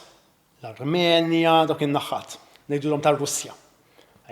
Biss, xi wħud minnhom niżlu reġgħu fis-South Kingdom. Tas-South Kingdom qalulhom hekk. Qalulhom aħna miġġildin magħkom. Imma ovvjament f'mument ta' gwerra, aħna fl-aħħar mill-aħħar Lut naqdu nerġgħu. Bil-pattu l-kundizzjoni imma li tridu ġibu magħkom kull ħaġa li ktibtu fin-Nord Kingdom. Ostra. U dak għamlu. Mela inti noqgħdu attenti għax hawn min jgħid kollha niżlu. Le. Inti kellek min ġie eżiljat ġol Assirja. Bħal ħabib tagħna Ġona tal-balena biex niftehmu. Dak ġie eżiljat ġol Assirja. Dak jekk intaqra il-ktib tiegħu tal-profeta Ġona, tal-balena, inverted commas, dak kien Assirjan ġej minn ġenerazzjoni ludija. Għalhekk kien konfus u kien jgħidu l-Alla tas-Sirjani, blas jaħweħ. Ma biex nifhmu, ġifieri inti kellek min ġie eżiljat mill-Assirjani u ttieħed fl-Assirja. Kellek min nixxielu jaħrab fit-tramuntana tal-Ewropa, jew fl-Asja, skont kif tara l-mappa, imbagħad għandek min ġie aċċettat li jilmu lura fil-Ġudea, kif kienu jsejħu s-South Kingdom, fil-Ġudea. Fikrem Ġeruzalem biex niftehmu. Issa, daw ġabu magħhom il-prodott eloħista. Mela ġġara. Il-prodott jaħwista u l-prodott eloħista, ġifieri tas-South Kingdom u tan-North Kingdom, dan ingħaqad f'wieħed. Dew jirranġaw ara din taqbel ma' din taqbel ma' din ara li għandna bħala aħna naqduha flimkien bħala storja waħda. Se daqt ninsewx, da ma kienx hemm miktub da chapter 1, da chapter 2. Dawn huma ddeċidew jagħmlu chapter 1 u chapter 2. Ma dik il-balbuljata li nis jaraw bej chapter 1 u chapter 2, chapter 3, 4, diġi minn hawn. Ta' origins tagħha minn hawn. Skulli le, daw jippruvaw jagħmlu mix and match. Daw jippruvaw jsibu timeline, ara din taqbel ma' din taqbel ma' din ġifieri, din tal-Eżodu, din ta' Mosè mela jidħolhaw. Jirkbuhom kif jibblendjaw. Mhix faċli, ġifieri inti m'hemmx garanzija ovvjament li l-istejjer ġraw kif ġraw. Bit-time frame ta' kollu Eżatt, għax hemm min jaħseb li kollu sar sekwenza from zero to today. Fortunatament l-ewwel 11 il-kapitlu tal-Ġenesi hija diffiċli speċjalment tal-Ġenesi, qed nitkellmu il-Pentatewk kollu, ma l-iktar l-ewwel 11 il-kapitlu hija diffiċli ħafna biex inti tajt isma' hekk ġara b'sekwenza. Għaliex inti għandek prodott tan-Nord, prodott tas-South u qegħdin nippruvaw naqdu bħala biografija anyway. Qed niftehmu? Ġara issa. Dawn il-qassisin jew scholars u x'inhuma li issa maqudin iddeċidew jagħmlu ktieb. Dak li jgħidulu id-Deuteronomju, il-5 ktieb tal-Pentatewku. Sawa. Issa li huwa interessanti hija din. Il-Lut, nsejt ngħidha, jemmnu li t-Toraħ ġifieri il-Pentatewku miktub kollu minn Mosè. Da poġġa bil-qiegħda u beda jikteb. Issa din aħna l-insara we debunk it. Għaliex we debunk it? L-għanet għandek stili ta' kidba totalment differenti. Letteratura differenti, taqbad kull ktieb, kull kapitlu kważi, ħat jenduna li hemm stil differenti, grammatika differenti, influenza differenti, kollox differenti. Apparti minn hekk, għandek il-mewt ta' Mosè u ġara wara Mosè. Ma tagħmel sens, inti kif ħad tikteb int? Kif ħad tikteb dwar il-mewt tiegħek?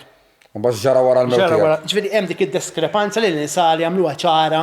Isma ma jistax ikun kiteb Mosè. Mela, ħanerġa' mmur lura, mela inti għandek tan-North Kingdom u South Kingdom ingħaqad il-prodott u beda jinkiteb id-Deuteronomju, il-5 ktieb tal-Bibja. Ġifieri id-Deuteronomju qed jinkiteb madwar 700 sena qabel Kristu. Sawa. Id-Deuteronomju x'inhu? Bażikament huwa summary ta' ġara il-mewt ta' Mosè u jiġi introdott il-ħabib tagħna Ġoswe. Dak li qed iwassalhom fl-ardi mwiegħda. Isu bil-Malti conclusion. Issa, għaw ħebda interessanti. Fis-sena 600, dak l-ilma, qabel Kristu, tibda dik li għajdula l-eżilju tal-Babilonja. Daw il-Babilonjani jitru u jagħmlu ħerbun ta' Ġeruzalem. Issa, għal min ixtieq jfittex u jfittex dettal fuqha, il-ktieb ta' Daniel jidħol f'dettal ħafna fiha din. Ovvjament u jitkellem mill-eyesight tiegħu. Imma ċertu dettalji jedin hemm. Issa x'jiġri, l-ewwel biex niftehmu hemm 3 eżilji tal-Babilonja. Fl-ewwel eżilju, il-Babilonjani jitlu, jagħmlu ħerba ta' Ġeruzalem u jieħdu bħala skjavi il-gbarat, il-prinċpijiet, l-aristokratiċi, fosthom Daniel innifsu tal-każ. Ma t-tieni eżilju, ftit snin wara, 4 snin 5 snin wara, jerġgħu jidħlu, jagħmlu t-tieni ħerba, iwaqqgħu it-Tempju ta' Ġeruzalem, importanti ngħidu din, it-Tempju ta' Salamun, u jieħdu magħhom skjavi is-saċerdoti. Is-saċerdoti, il-filosofi, daw kien ngħidulhom middle class jgħidulhom hekk. Ftit wara jerġgħu jagħmlu t-tielet eżilju, ikissru li jkun fadal u jieħdu lil min kapaċi jista' jaħdem għalihom. Xi hawnhekk mela litteralment l-Iżrael spiċċa the worst of the worst. Issa l-inkwit huwa dan. li għall-Lut twaqqalhom it-tempju hija big issue, Għaliex il-Lut kienu jemnu li Alla hija ġo tempju. Mela once li inti t-tempju waqa' Alla ħarab. Istra. Alla inesistenti. Dik il-fissazzjoni li għandhom tat-tempju ġifieri kienet istra. Ekku. Għax Alla jgħammar ġo tempju. Alla hija ġo tempju. Għalhekk kien jagħmlu l-purtiera. Istra. Fimta? U dik tinsab fil-Bibja u kważġiri għajda fil-Bibja li il-purtiera Alla tiċċarraf fit-tnejn, Alla jgħammar fit-tempju. Żgur, huma dik il-ħaġa li waqalhom it-tempju tiġi Alla abbandunhom. Il-Alla. Tifhimni x'huma l-Lut għal-jom Alla abbandunhom. U infatti meta huma ħarab, ġiġi għal Abibu. Infatti il-profeti kollha kważi daw kollha li jipprofetizzaw il-waqgħa tat-tempju u l-eżilju, kollha jgħidu Alla ħajabbandunakom minħabba l-ħażen. Ġifieri dejjem il-profezija tal-eżilju, il-profezija tat-tempju, mhux għax il-Babilonjani armata Alla jbirika. Għandhom potenza militari. Ma dik isma' dik kif ngħid l-istudenti tiegħi. Inti immaġinak xaħat tal-gwerra, ma tantx tħemlu tenent xi ħaġa. U inti ħadd mur tattaka pajjiż biex inti twaħħaxhom, x'ħadd twaqqalhom? Mhux l-iktar ħaġa importanti għalihom. Jekk inti tmur Franza, l-ewwel tattakkalhom, immaġna lej fil-dawer. Ħadd twaħħaxhom. Issa jekk it-tempju kien l-iktar ħaġa sagra għalihom importanti. Mhux ovvja. Ħajattakkaw dak. Imma huma ma kinux jifhmu hekk. Qed tifhimni? U l-profeti kienu qegħdin jagħmluha li dawk ħajwaqgħulhom it-tempju għax huma kienu idolatriċi, huma kienu jista' jkun huma wkoll mill-aspett ta' future plans huwa ma nafx kif qed nifhimha jiena bħala ħassieb illi huma ma jaqbillhomx juru għax kienu weak bħala nation militarjament, imma ġabuha bidhom li għall abbandunhom mhux għax aħna ma ħniex b'saħħitha ma ħniex kapaċi ħduha mad-dinja, għax jiena nemmen illi da kollu il-fabrikazzjoni ta' kollu l-għan prinċipali tal-Lut kien illi b'xi mod jorganizzaw irwieħhom bħala nazzjon. Ekku. Allura issa jekk huma daw ħajuru li jisma' aħna weak militarjament, ma tantx kien jaqbillhom, allura mill-aspett teoloġiku jekk iġibuha fuq Alla telaq imma jekk jerġa' jiġi ħarġu jkunu b'saħħitna aħna. Għamel dak l-aspett tipprepara future generations. Illi isma' nistgħu nerġgħu ninaqdu bħala nazzjon u nkunu superpotenza f'dawn in-naħat tagħna. Jekk Alla jerġa' jiġi jagħmar fit-tempju tagħna kind of biex huma joħolqu l-istat tagħhom. Ekku. Issa, dik kien skuża tajba l-idea li Alla telaqhom. Biex meta huma jmorru l-Babilonja suppost skjavi, biex huma jeħilsu l-iskjavitu jibdew jadoraw l-Babilonjani. Infatti, ħafna Lut, meta marru l-Babilonja, ma ħablux għajnhom li jibdew jadoraw l-Babilonjani. U l-Antik Testament, mod jaqgħad ħafna ma dal-ostra idolatrija, fissati kienu fuq l-idolatrija. Għax kienet komuni. Prattikament kien kont tgħaddu xallati ieħor li fatt l-ewwel kmandament. L-ewwel kmandament ma jkollokx ieħor Alla għajri, l-ewwel kmandament għajolhom. Diġi għalija. U t-tieni wieħed minn għalija semmi xi sem Alla fil-bata. Storja li kulħadd jaf li jew min jieħu ta' bħala letterali hemm hija botta qawwija għall-Lut. Hija l-istorja tal-oġol tad-deb. Meta Mosè jinżel mill-muntanja, x'isibhom jagħmlu l-Lut? Jaduraw l-oġol tad-deb. Dik mhix ma tix toħodha letterarja, dik hija botta għall-Lut kontemporani li kif Alla mhux qed jaqdihom, Alla ieħor. Oħroġ ieħor. Mhux għax Mosè vera sabhom hemm, imma hija botta għall-Lut kontemporani dak iż-żmien. Hija botta. Nisbu ħafna anke fl-Evanġelji ta' fardin lek hekk, da importanti ħanek għalax jien fejn kont nitgħallem. Kienu letteralment jgħalmun li mbagħad Alla kastighom fetaħ l-art u bella xi 600,000 Lut. Għal huma jżejnu biex ibeżza, ovvjament. L-iskop ta' fier ġej biex huma jkunu lojal lejn jaħlu tat-tempju. Lojal Alla, eżatt. Issa biex ma ntawwalx. U mhux vera jkunu ġraw? Ovvjament, ngħidu m'hemmx provi tanġibbli, ovvjament. Issa, meta kienu daw il-Babilonja, ġol il-Babilonja, kif għatlek, kellek min ovvjament baqa' saqaħ mal-art u jiġġielet li hemm Alla wieħed, bħal Daniel, Ezekiel fost oħrajn, kollek oħrajn li ġew I don't care, Alla abbandonani, mela jien nadur l-Alla tal-Babilonja.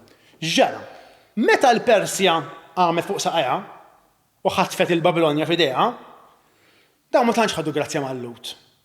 U tawhom ultimatum, għallhom isma' aħna ma tantx għandna grazzja magħkom, jekk tridu ħarbu, morru. Sa kellek min talaq u mar fin-nord tal-Ewropa, l-Asja, eċetera. Kellek min kienet komdu hemm. Da kellu tfal ta' tfal, ħadd titlaq mingħajr twelidek. Da nixtieq nifhemha jekk jien għal min forsi mhux qed jifhimha. Immaġinak inti, Riki, emigrajt il-Kanada. It-tfal tiegħek għalkemm huma Maltin huma Kanadiżi. Mhux hekk, mhux hekk. Immaġina li tfal tiegħek li twildu l-Kanada li jgħixu l-Kanada tgħidilhom isma' inti m'intix Kanadiż, morejx Malta. Tifhimha?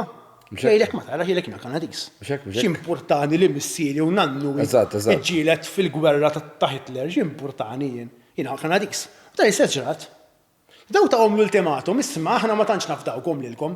Għandhom raġun ta' għaliex li ġara kienet li anke meta ġew il-Persjani, il-lut qalu ara il-Persjani iktar b'saħħithom mill-Babilonjani, mela l-allat tal-Persjani iktar b'saħħithom minn tal-Babilonja. Mela nimxu għalihom. Daw kienu literalment pinnuri. Li tagħhom fajnhom il-Persjani, fatti mbagħad għandna l-ktieb ta' Ester li jgħidlek itik il-miġġja lura lejn l-arti mweda.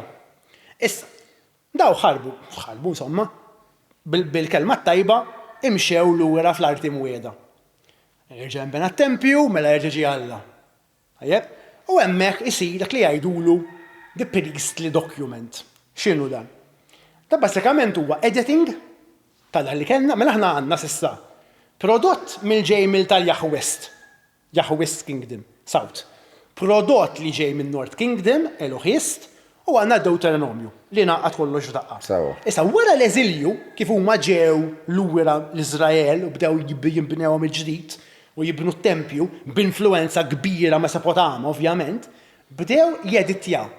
Bdew jiżidu ir-riti tas-saċerdoti, l-importanza tas-saċerdoti, kif tagħmel sagrifiċċju lill-Alla.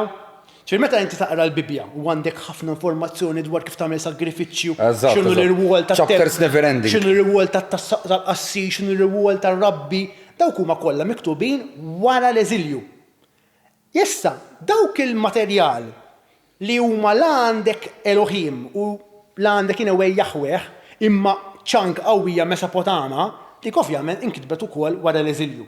Ġieli għalhekk jiena kif konna din nitkellmu qabel, trid toqgħod attent li ma tgħidx isma' kollu ħareġ wara l-eżilju, għaliex jekk inti għandek prodott li huwa Mesopotamu imma qed jirreferi għal Alla bħala Elohim, ma dik ma tistax tgħid li ġej mill-eżilju, għaliex idea ta' Elohim marret. Ma dak inkiteb meta kien hemm għadhom mifrudin.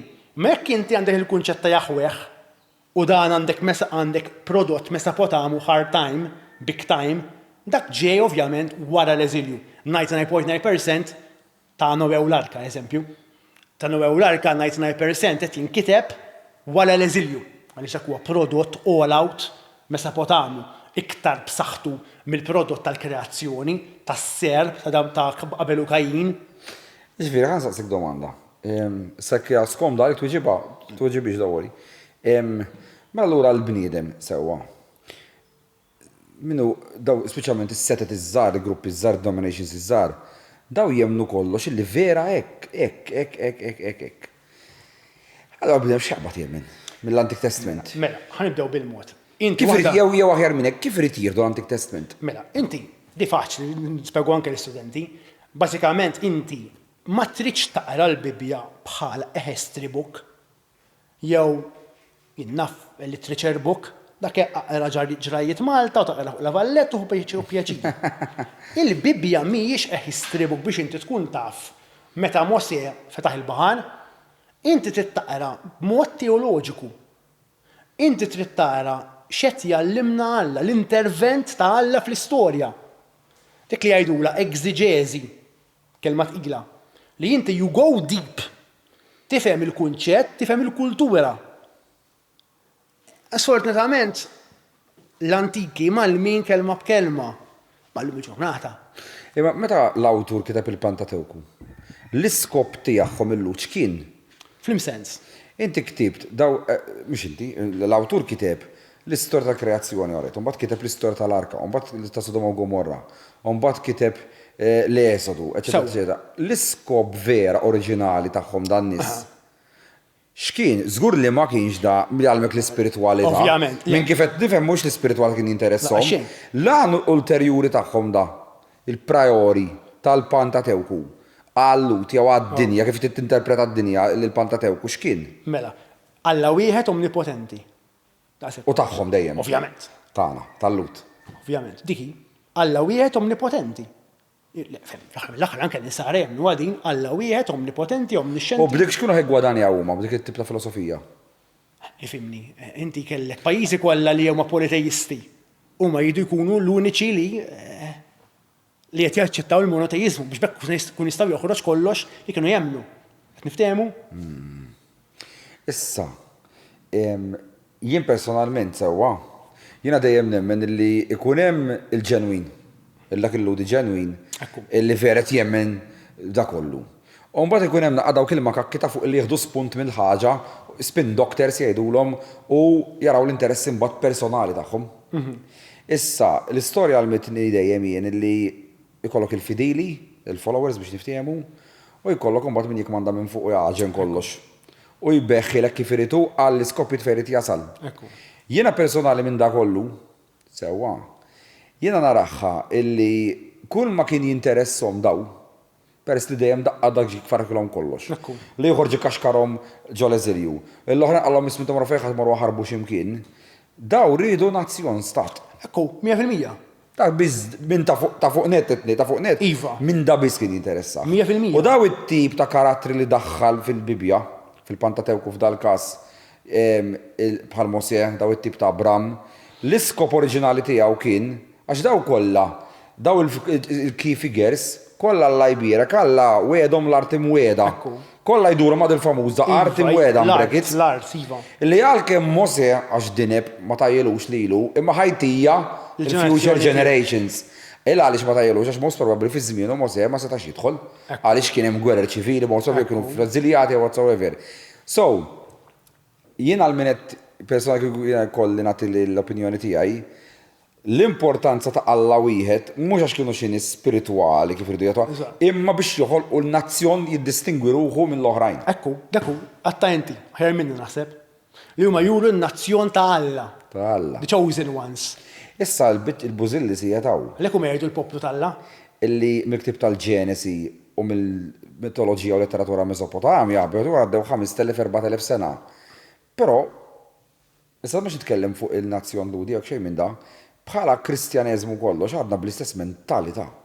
Għax jekk bniedem ma jkunx teologu bħalek. Issa jena nqisni bħala bniedem moħħi suppost miftuħ. Però l-affarijiet li għallimtni l-lum hawnhekk jiena qas id-dejja tagħhom kif jiġifieri mill-serb bħal ta' Belu Kajji minn fejn fuq ġej l-origins tagħhom, tas-serb u mbagħad kif sepruħu fix-xitan. Li għaddew da żmien kollha, daw l-eluf ta' snin kollha, u letteralment jiena u naħseb 95% tan-nies jaħsbu li l-istebi jħor marru hekk. Il-problema hija, sa nitkellem mhux bħala teologu, bħala storiku tal-arti, kif għatlek storiku tal-arti wkoll. Il-problema l-arti ma tgħinx, se qed ngħid kontra tiegħi wkoll. X'tot penġeħin kollu l-arti ma tgħinx, għax inti aħna mdorrin daw il-pittur ngħidulhom aħna tradizzjonali. Għaliex inti tifhem din li l-Knisja illum li jgħeta toħroġ dal-istudju kollha. U ħafna zoda, qabel il-pittur kien tużaw bħal kif juża l-marketing għas-social media. Banners, posters, tipo films. Inti biex nagħmlu ċara, nafraħ noħorġu mis-suġġett, imma biex nifhimha. Ta' inti l-Knisja ma kienx tħalli lilek riki tpinġi li trid. Ta' inti kellek sett ta' regoli li inti trid taħdem magħhom. Jekk inti ma timxix ma' din ir-regoli, pup mill-gallerija l-isfel. Mux għet nċajta? Nafu ġara fl-istoria. Għan semmi karattru li zgur smajtu bieħ, Caravaggio. Sewa. Fuħat semma bieħ. Dak għandu pittura. Tajjeb, fejn għandek The Angel Inspiring St. Matthew. Għax moġbitomx, għax ma kienieċ timxi mal-rekwiziti li talbet il-Knisja, ta' fatilhom il-Vatikan għal-isfel. Ullu mija mitlufa xi falka biċċiet. Dan kollu għax għamel li l-Anġlu jżomm jitsammi San Mattew u jġib li San Mattew li jsun kapacitat. Tifimni? Istra? Ġifieri huma jridu jimxu. Issa dawn jekk inti l-Knisja qed tgħidlek serb huwa x-xitan. Serb ikollok pinġi. Jekk inti l-arti eżempju ta' di oħra. Nakedness ta' Adamu u Eva. Fil-Bibja vera jgħidlu x'in Arwien, ma mhux Arwien għax bil-patata barra. Arwien spiritwalment. Imnezzam l-arf. Imnezzam l-erf. Meta jgħidlu jien Arwien, ma nistax inkelmek, għax jien issa tlift innoċenza, mhux għax tlift t-shirt. I see. Imma meta dan, ovvjament, l-artisti u l-Knisja tal-bidu ħadwa letterarju, għax il-Knisja anke il-Knisja wkoll għamlet żmien tieħu kollox letterarju. Jisir il-Knisja tal-lum, l-Knisja ta' wara l-Konċilju Vatikani t-tieni tas-sittinijiet, mbagħad bil-Papa Giovanni Paolo II, Ratzinger u daw issa jiena għandhom id-difetti tagħhom, minix ngħid li huma perfetti, imma għall-grazzja tal-Alla kemm il-Papa Franġisku ta' qablu Benedittu u Giovanni Paolo II nistgħu nqisuhom bħala teologi big time, hemm Alla kienu huma. Daw huma teologi kbar. Ħafna informazzjoni imma Alla kienu huma. Xiku aħna għadna qed ngħixu fil-Medjuevu. Daw li ħarġu daw l-idejat kollha, daw li ħarġu għan-nies, għamlu daw ir-riċerki kbar, apparti ovvjament teologi oħrajn ma' żmien. Qed niftehmu? Ħansaqsik ħaġa. U fl-arti jekk ġara bejna Pinġu Adam u Eva Rwenin. Ekku. U t-tuffiħa minn fejn ġiet. Fil-ġenis m'hemmx tuffiħ, frotta. Hemmhekk iddeċidew fl-arti tuffiħa. U l-imku ħabbit tuffiħ. Qed issemmi t-tuffiħa. Fil-ġenis inti jgħidlek hemm ġis siġar. Waħda tal-arfin il-ġitu d-deni u l-oħra tal-ħajja ta' da. Issa, dik ukoll jieħduha litterali dik l-istorja. Issa, il-conspiracy theorist mhux ħan idħol fiha x'alla ħares ngħidlek id dis-siġra kif ġabuha. Tajjeb, min fi oriġina dis-siġra? Mela, tajjeb ngħidu li s-siġra ilha tintuża anke fi żmien il-preistorja. Minu dilettant tal-istorja u tal-arkeoloġija, jekk tmurru ħajpuġijum, ħarsu li s-saqaf, hemm is-siġra tal-erf. Istra? Wow, din news, proset. Tajjeb, ġifieri the primitive societies, meta kienu għadhom literalment hunter-gatherers. The primitive artist kien is-siġra. Huma kienu jemmnu li s-siġra tirrappreżenta a new life. Ġifieri huma mhux jagħmlu xejn barra minn hawn, they are simply following the trend. Qed niftehmu? Istra. Mhix sumera, mhix ludija, sempliċement the first image of afterlife. Astra. Li inti tmur dik tara dik is-siġra. Pratikament, l-ewwel tal-im kien jisu reincarnation, mela pratikament. Jisu bidem imutu ma tisir siġra jerġa' whatever. In a way, ġifieri inti fhem l-aħħar anke it-talim nisrani għalkemm inti qed tmur il-ġenna qed jgħidlek qed titwieled. Tinkarna spiritwalment dinja ħjar. Jekk tittoħodha hekk. Ħaġa li tipo ovvjament dejjem saqsejna huwa il-famużi 10 kmandamenti. Dak huma fl-Eżodu huma. Sorry? Fl-Eżodu dawk. Fl-Eżodu, parti mill-Pentatewku. Eżatt. Issa, ma jkollok xi wħar Alla ajri, dak jew dak kulħadd jiksru. Issa mhix isem Alla fil-bata kulħadd jiksru. Issa, mbagħad għandek eżempju la tiżnix, la toqtolx, la tixtieqx nisa ta' ħadd ieħor, weġġaħ il-missiera kull ommok. Issa, ħanebda raba wieħed. Jien ma stajt qatt nifhem illi kif jista' bniedem jobdi l-kmandament jekk kellhom missieru ommu daw abusive. Kif jista' bniedem imur iweġġaħ l-ommu l-missieru, l-ommu missu ħajaraħħom blenti totalment differenti. Allura issa bniedem meta kien mallem illi whatever x'għamlu lek imma x'wa kmandament tiżommu. Bidem tiġġennin. Tati kif ħammun il-missin għedlu għaw pa kif inti jek daċa baj molestjani sessualment ta' 9 snin u 12 sena. So, daw il-vera kmandamenti minn fejġu. Forse għalmenu miskin minn qed jipprova beħal tirmena qed nagħmel dnuba la ma weġġaħx l il-missier minn dal-aspett tal-argument. Ekku. Mela, ħanibdew bil-mod l ħaġa li djeta tal-kmandamenti. Mela, il-kmandamenti kif kienu jifmu l-lut. Totalment differenti kif aħna nifhmu maħna l-insara. Issa wara d-diskussjoni oramaj ma ħaneħu xejn li kien hekk fis-sens kien kollox differenti għalihom. Biex nagħmluha ċara. U din naraw anke fl-Evanġelju, ġifieri meta Ġesu jagħmilhom ċara fl-Evanġelju ta' Mattew li jisma' jiena ġejt mhux biex neqret il-Mosè ma biex nirranġah. Il-lut vera kellhom la toqtolx, hemmhekk xi ħadd taqabbiżien nifqalu ħalqu. Fat kellhom il-liġi ta' Mosè għajna lajn sinna l-sinna. Eżatt. Kun ikwotaw hekk bit-pattija. Tajt li naqtalek idejk. Tifhimni ġifieri kif qed tajt inti bla dubju qatt ma ġietni fi fidi vera kombinazzjoni tissemmi, żgur ma kienux jgħidu li jekk ommok tifrattak ħażin bussa l-qiegħ ta' saqajja. Dik kont eżempju nikkontempla żgħir ħafna kont żgħir. Kont ma miskin tifel jekk missieru kollu jsawti jew ma jġiblu rispett. Issa ovvjament mill-lat nisrani jemmnu ovvjament l-idea tal-maħfra. Ġifieri bej maħfra u li inti toqgħod ma' għajn u ma' ieħor. Fi nista bil-Malti mhux m'għandix grazzja miegħek. Ma xorta naħfirlek, ma sax tinsa ovvjament. Li inti li għamillek, kif tajt il-Knisja Nisranija, taħfirlu imma sempliċement ma toqgħodx deħ. Jiena jekk għandi xi ħadd li ma jaħmilniex ma naħmlux, ma jistax deħ. Fimtu? Ġifieri inti mhux qed jobbligak li inti toqgħod litteralment imkaħħal magħha. Qed niftehmu? Sewa. Diki. Le għax hawn min jiena naf nies ġifieri li jifmuħna ħażin dal-kunċett illi għamlulhom x'għamlulhom huma missierhom, still iridu jmorru d-dar tagħhom, iridu jgħu n-needs tagħhom x'inhuma l-bżonnijiet tagħhom. Din forsi żbaljata wkoll. Li ma jifmux dirett tgħid li isma' ħfirt lek tal-li għamilt lex ma nżomm rankor reġo qalbi. Qed tifhem ma rridx rimors u tal-affarijiet, imma ħu paċenzja men keep your distance. Ismani, ħan spiega. Bizna fil-kmandament issa, il-kmandament ġib rispett l-ommok il-missierek, mhuwiex sempliċement li inti bħala riki titħobb l-ommok ta' jiftaħ ħafna. Da inti jiftaħ l-għanet li ġenituri irridu rispettaw il-tfal tagħhom. Ekku. Jikun naran ġusta, da konna sassjom zarda d-domandi. Konni mela l-ommitu l-missis jgħamlu li jridu, tfal kelle. Di jismani, di anke tmur fil-Levitiku, fil-ktib tal-Levitiku li jispjega l-kmandament jagħmilha ċara. U apparti li huwa l-obbligu ta' tfal li jirrispettaw il-ġenituri, imma ħoj, il-ġenituri jagħmlu d-dover tagħhom. Issa l-Knisja moderna tgħidlek id-dritt tal-edukazzjoni, id-dritt tal-imħabba, id-dritt ta' saħħa li llum nitalmu general knowledge. Lejn naħduhom bħala ovvja, ma l-ovvja li kwalija mhuwiex bħal ħadd ieħor.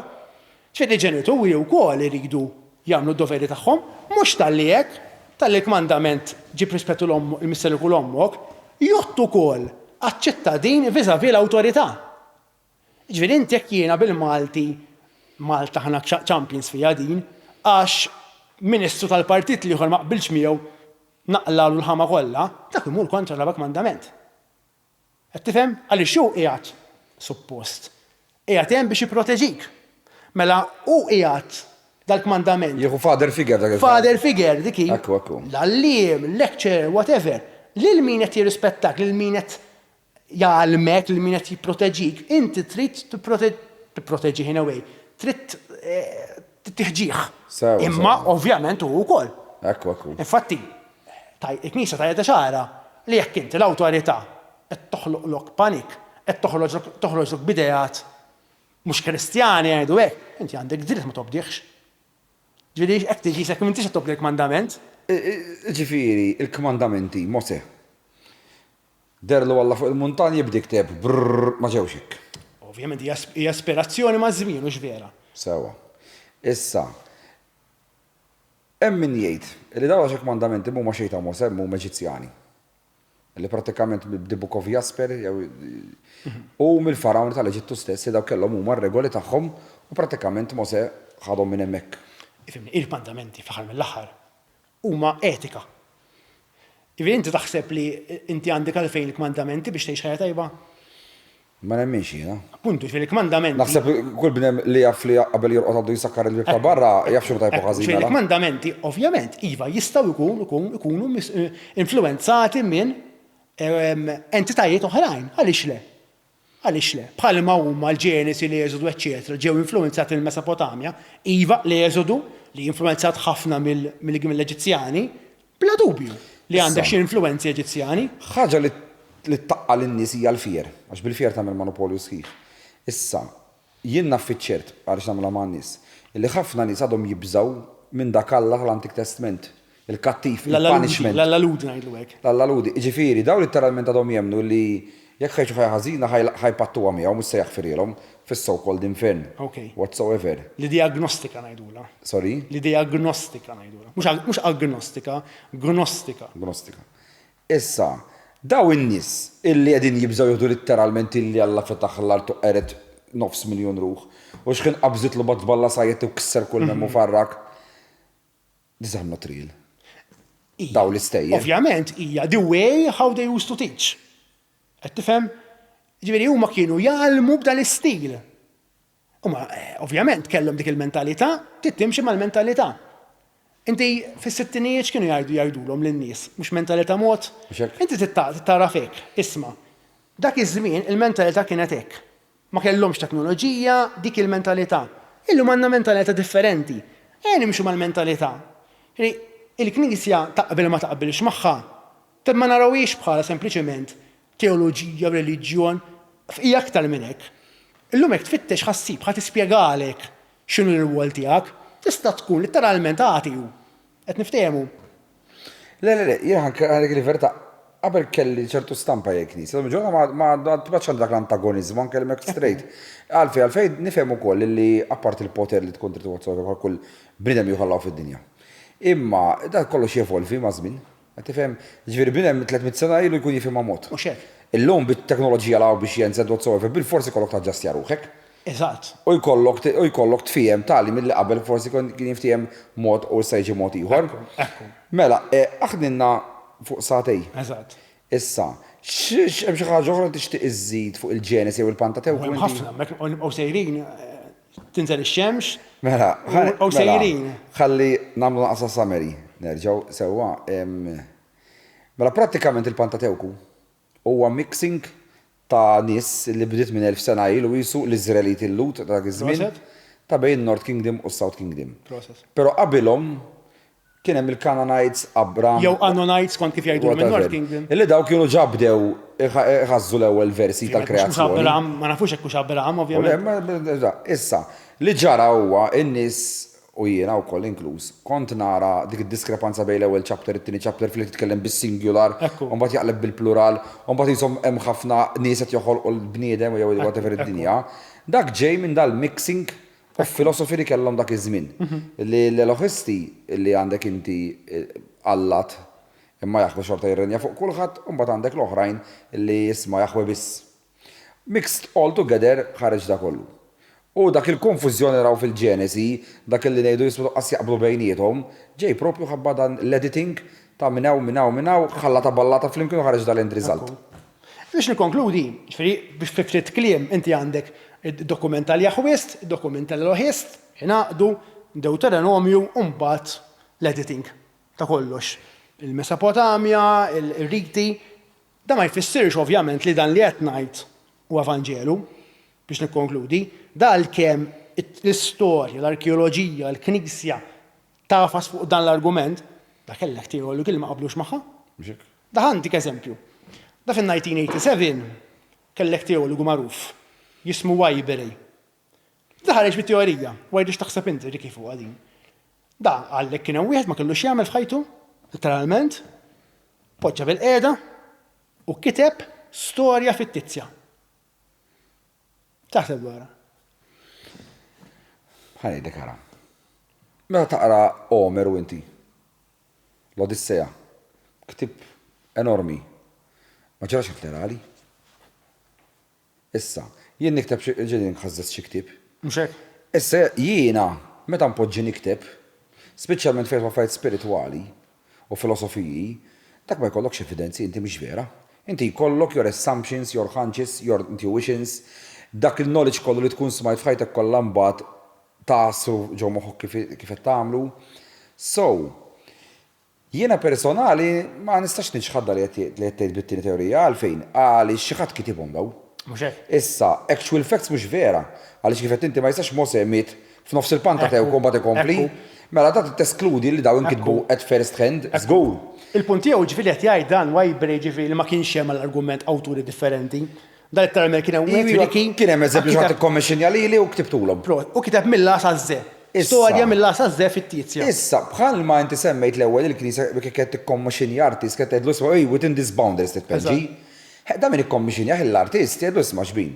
Xi trid inti? Mit-telf ħadd tieħu 5 snin minn ħajtek tikteb, però rrida ffabrikatek l-istorja xi trid noħloq dan nazzjon. Ma noħodix bi kbir raqqas. Jiena bnedem nikkonkludi, speċjalment meta tkun żgħir inti jisek meta jiġi l-politikan temnu, jiġi tabib temnu. Imma meta taqbad tikber tibda tinduni li kulħadd bil-ħidna aġendas tiegħu u kulħadd bl-iskopji tagħha tiegħu u bil-filosofija u l-perspettiva tiegħu. Ġifieri, mbagħad tibda tinduna inti wkoll li billi tisma' eżempju politikant f'mass meeting għax jiena nixtieqlek behind imbagħad meta tikber tinduna li kulħadd tal tiegħu jara. Issa fejn tidħol ir-reliġjon dawn l-affarijiet ma jinbidel xejn my opinion, kulħadd il-gwadan personali tiegħu ħajara. So, meta inti għandek kodba li ma tistax tivverifika b'mod ġenwinament u onestament ġara. Ħadd minn jien m'għandix 3000 sena, ma nistax ngħidilkom ġara, u naħseb kull met jara naqqas. Ma allura jibqa' lok ħafna ta' fejn wieħed immanipula. Jindik nemmina. Għalfejn, għaliex biex tasal into power, l ġota jintallimt fit 40 sena, li biex tasal into power irid tkun hemm makjavellati minn taħt. Irid tkun hemm tixħim minn taħt. Irid ikun hemm xebba miżinterpretazzjoniet u gideb biex tasal titla' fil-poter. Meta naqgħod nara eżempju jiena da jilħaq l-apiċe tiegħu hawn xi ħadd iktar potenti mill-Amerika fid-dinja? Le. Il-gwerer tagħhom kif jiġġustifikawhom kollha? Paċi, demokrazija, bla bla bla. Min ħajjem minnhom? Illum il-ġura żgħir hemm minnhom. Meta kont żgħir kont dik l-Iraq, kont ngħid jes ħajliberawna. Illum il-ġurnata nifhem hemm iż-żejt, hemm ekonomija sħaħ għaddejjin, hemm tenderers, eċetera, eċetera. Issa, eżempju, meta tara eżempju per Biden u Trump qegħdin jiġġieldu għall-elezzjoni. Daw is-saħħa ta' tajnu ħmiċ li jwadbu u jippruvaw jaqlaw każijiet ta' 20 sen ilu Trump x'għamel fil-private life tiegħu. U t-tifel ta' Biden x'inhu jagħmel ġudu naħa l-oħra tad-dinja.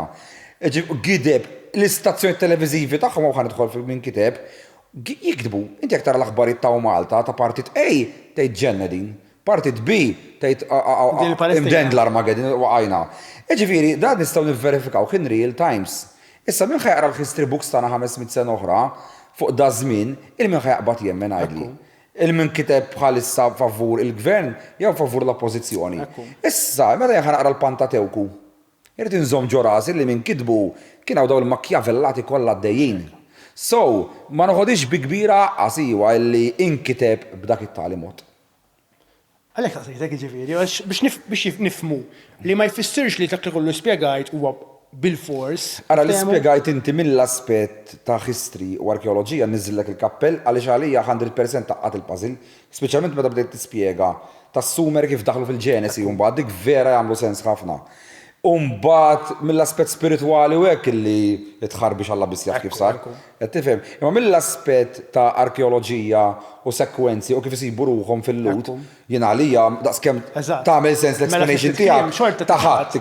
Xorta tiġħad it-teorija ta' Wajbrej li qed jgħidlek ma kien hemm xejn, Sumeri ma kien hemm xejn, North Kingdom u South Kingdom li daqqa ma nistax bil-forsi niġħad għalfejn.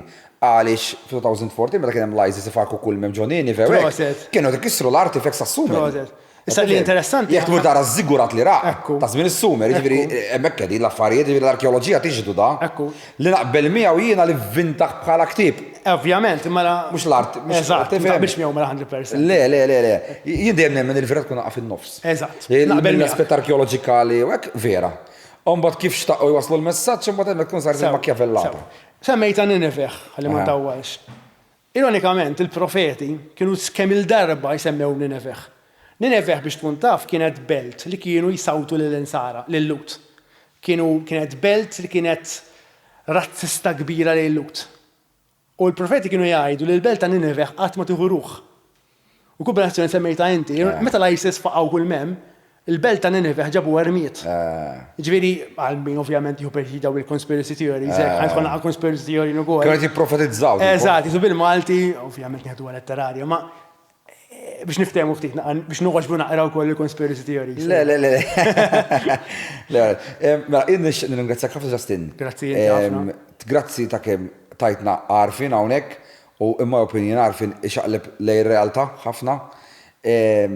U kemm ukoll ġieli tkellimena u inti off cameras, ta' dan nirringrazzjak b'mod personali. Grazzi ħafna inti. U jalla kull min qed jara dan il-podcast, issa ħaniq waqafna hawnhekk fil-Pantatewku.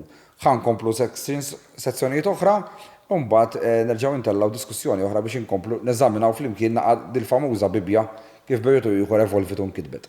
Eżatt, nistgħu anke nitkellmu fuq l-Evanġelji eżempju. Eżatt, darba li mis nitkellmu fuq hekk.